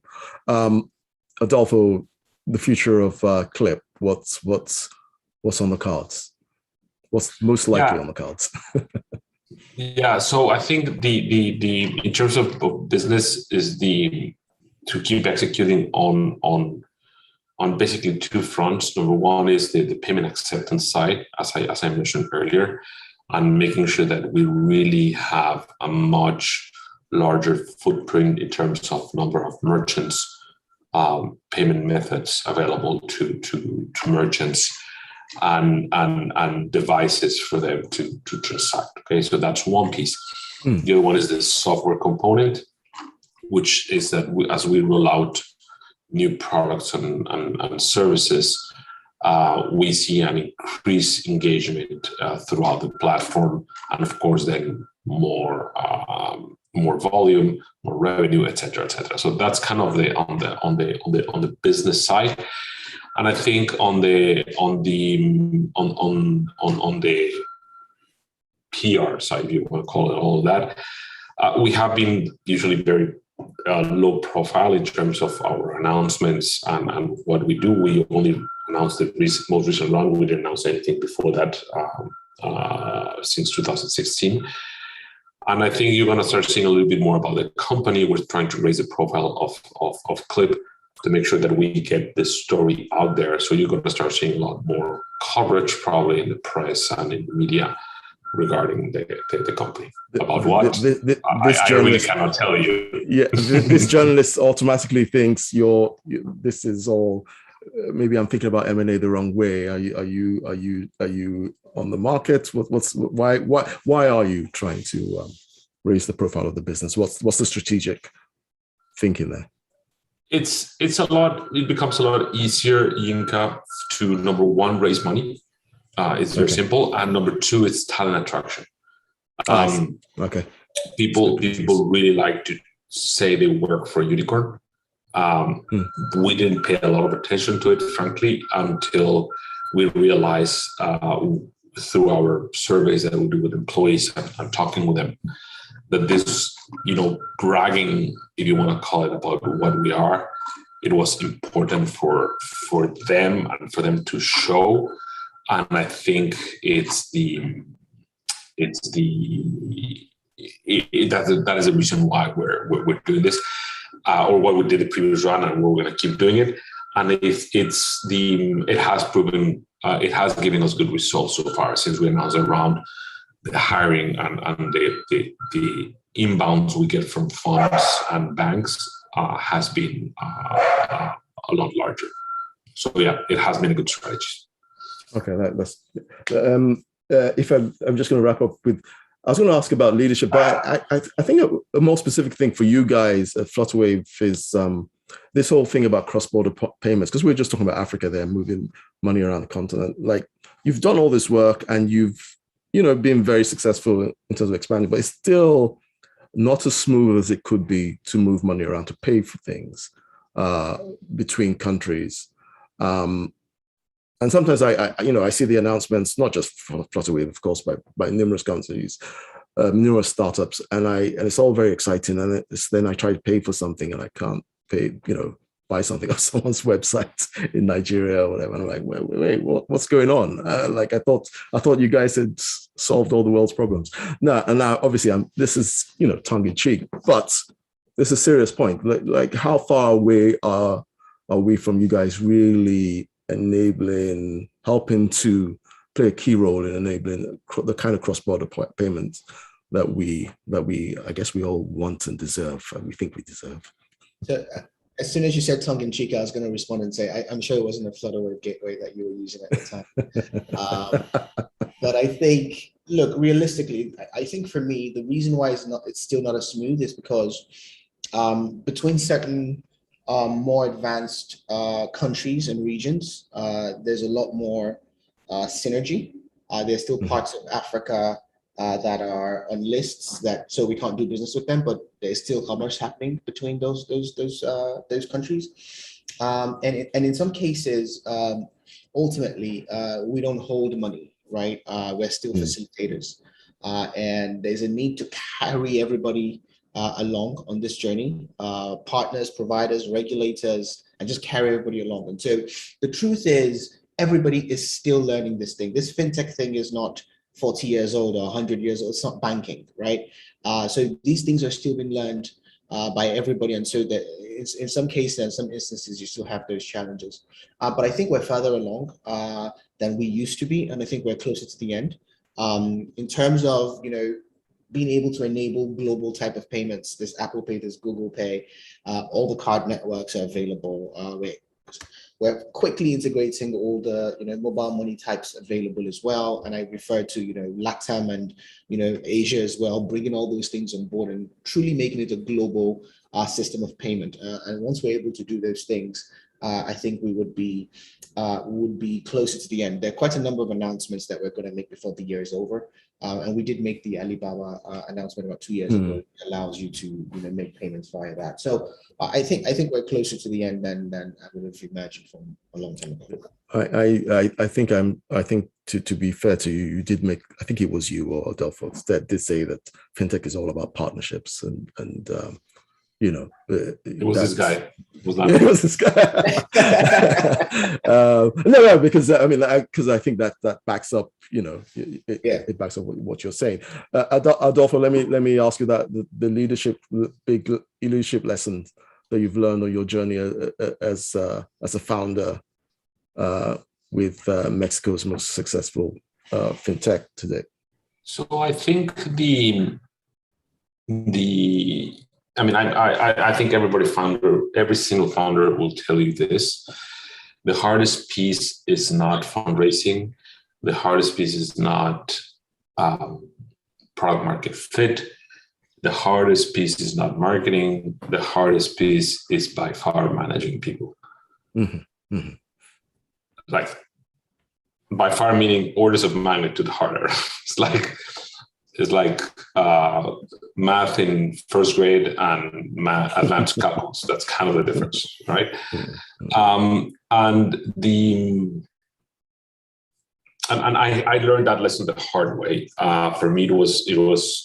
I had a really good boss at PayPal, who said to me this over and over, and I always said, "Oh, this guy's bullshitting," until I actually was in the hot seat and I actually saw it firsthand.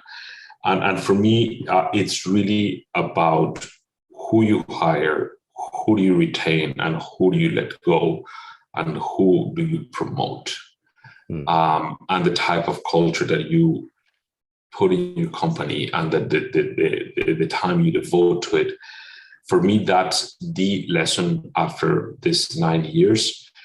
If you do that right, the other 99.9% of the things will almost fall into place. You still have to do a couple of things good, but the rest will almost fall into place by its own. I learned, like I said, the lesson the hard way because I've made so many mistakes in the early days in this area. I think I've more than corrected course. We have a magnificent team culture and employee satisfaction at the company. But for me, that is the absolute key. And the thing with the culture in a company is that every single company has a culture, every single one of them.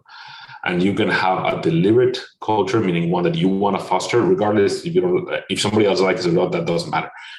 If you really foster something or you don't. So culture is like, it's like weed. The one that grows at homes. If you let it grow by itself, it's going to eat the house, it's going to become horrendous, and it's going to destroy everything.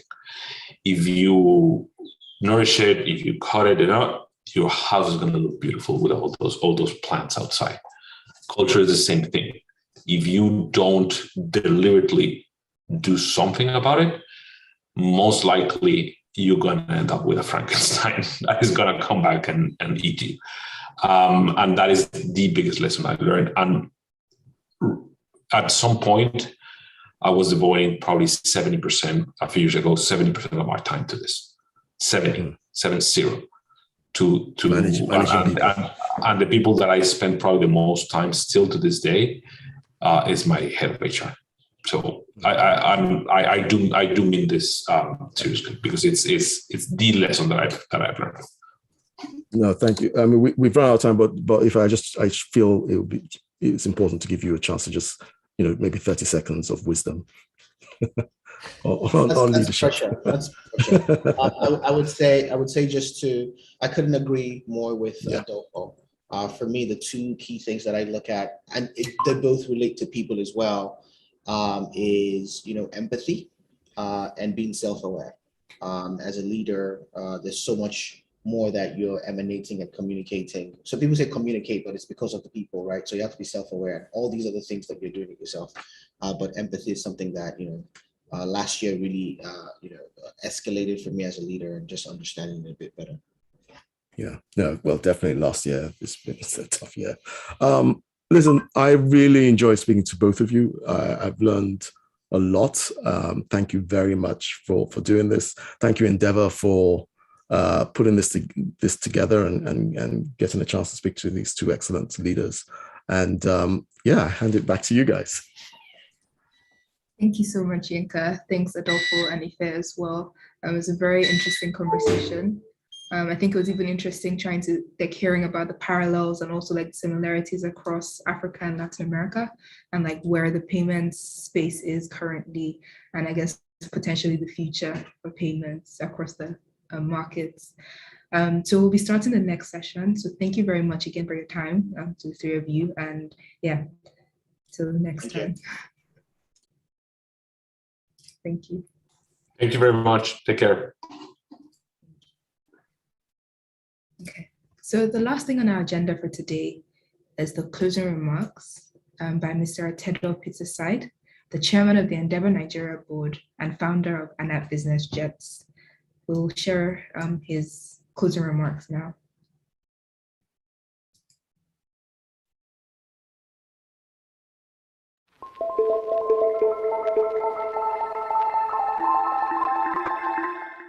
Good afternoon, ladies and gentlemen. Thank you so much for joining us for this year's Catalysing Conversations. I'm sure you've had an enriching experience and learned why the multiplier effect is crucial to economic growth. I would like to especially thank our sponsors, Chapel Hill Denham, Stanbic IBTC Holdings, and VFD Group. I would also like to thank our Endeavor entrepreneurs, Pedro Conrade, Adolfo Babats Torres, and Gaurav Biswas, for joining us today, irrespective of their time zones. Thank you to the Nigerian entrepreneurs, Tito Ovia, Tosi and Eniola Runda, Ife Orioke, Ife Oyedele, and of course, Bolaji Balogun, Vice Chairman of Endeavor Nigeria Board, and all the other special speakers for your time and insightful sessions. Thank you to our media and ecosystem partners for supporting this event. Thank you to all our guests who dialed in from all over the world, our mentors and board members. Last but not least, thank you Tosi Faniro Dada and the Endeavor Nigeria team for putting together a successful, rich, and immersive event. Thank you very much, and God bless you all.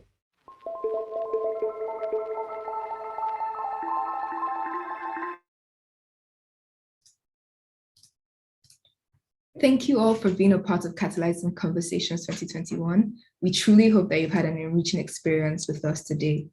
Before we close out, we'd like to share a few things to expect from Endeavor Nigeria in the coming weeks. The first thing is Endeavor Connects Africa. We will be releasing a report laying out the case for investing in technology-enabled businesses operating in Africa. This will be coming out in the next couple of weeks. Up next in November, we have our final Thinking Big session with Endeavor Nigeria Board Vice Chairman, Mr. Bolaji Balogun. He will be speaking on the art of deal making. Considering he's one of the most prolific entrepreneurs in Nigeria, this is quite a fitting topic, and we expect that it'll be quite an exciting session. So we look forward to having you join us there. Everyone who signed up for Catalysing Conversations will get an email invite for Thinking Big. And as a reminder, all sessions will be available on the Endeavor Nigeria YouTube channel if you want to rewatch or share with others. To keep up with what we do at Endeavor, please follow us on social media at Endeavor Nigeria. And finally, a short survey will be sent to you via email to provide feedback of today's sessions. And as a parting word, remember to dream big, scale up, and pay it forward. Thank you for joining us today, and see you again next year.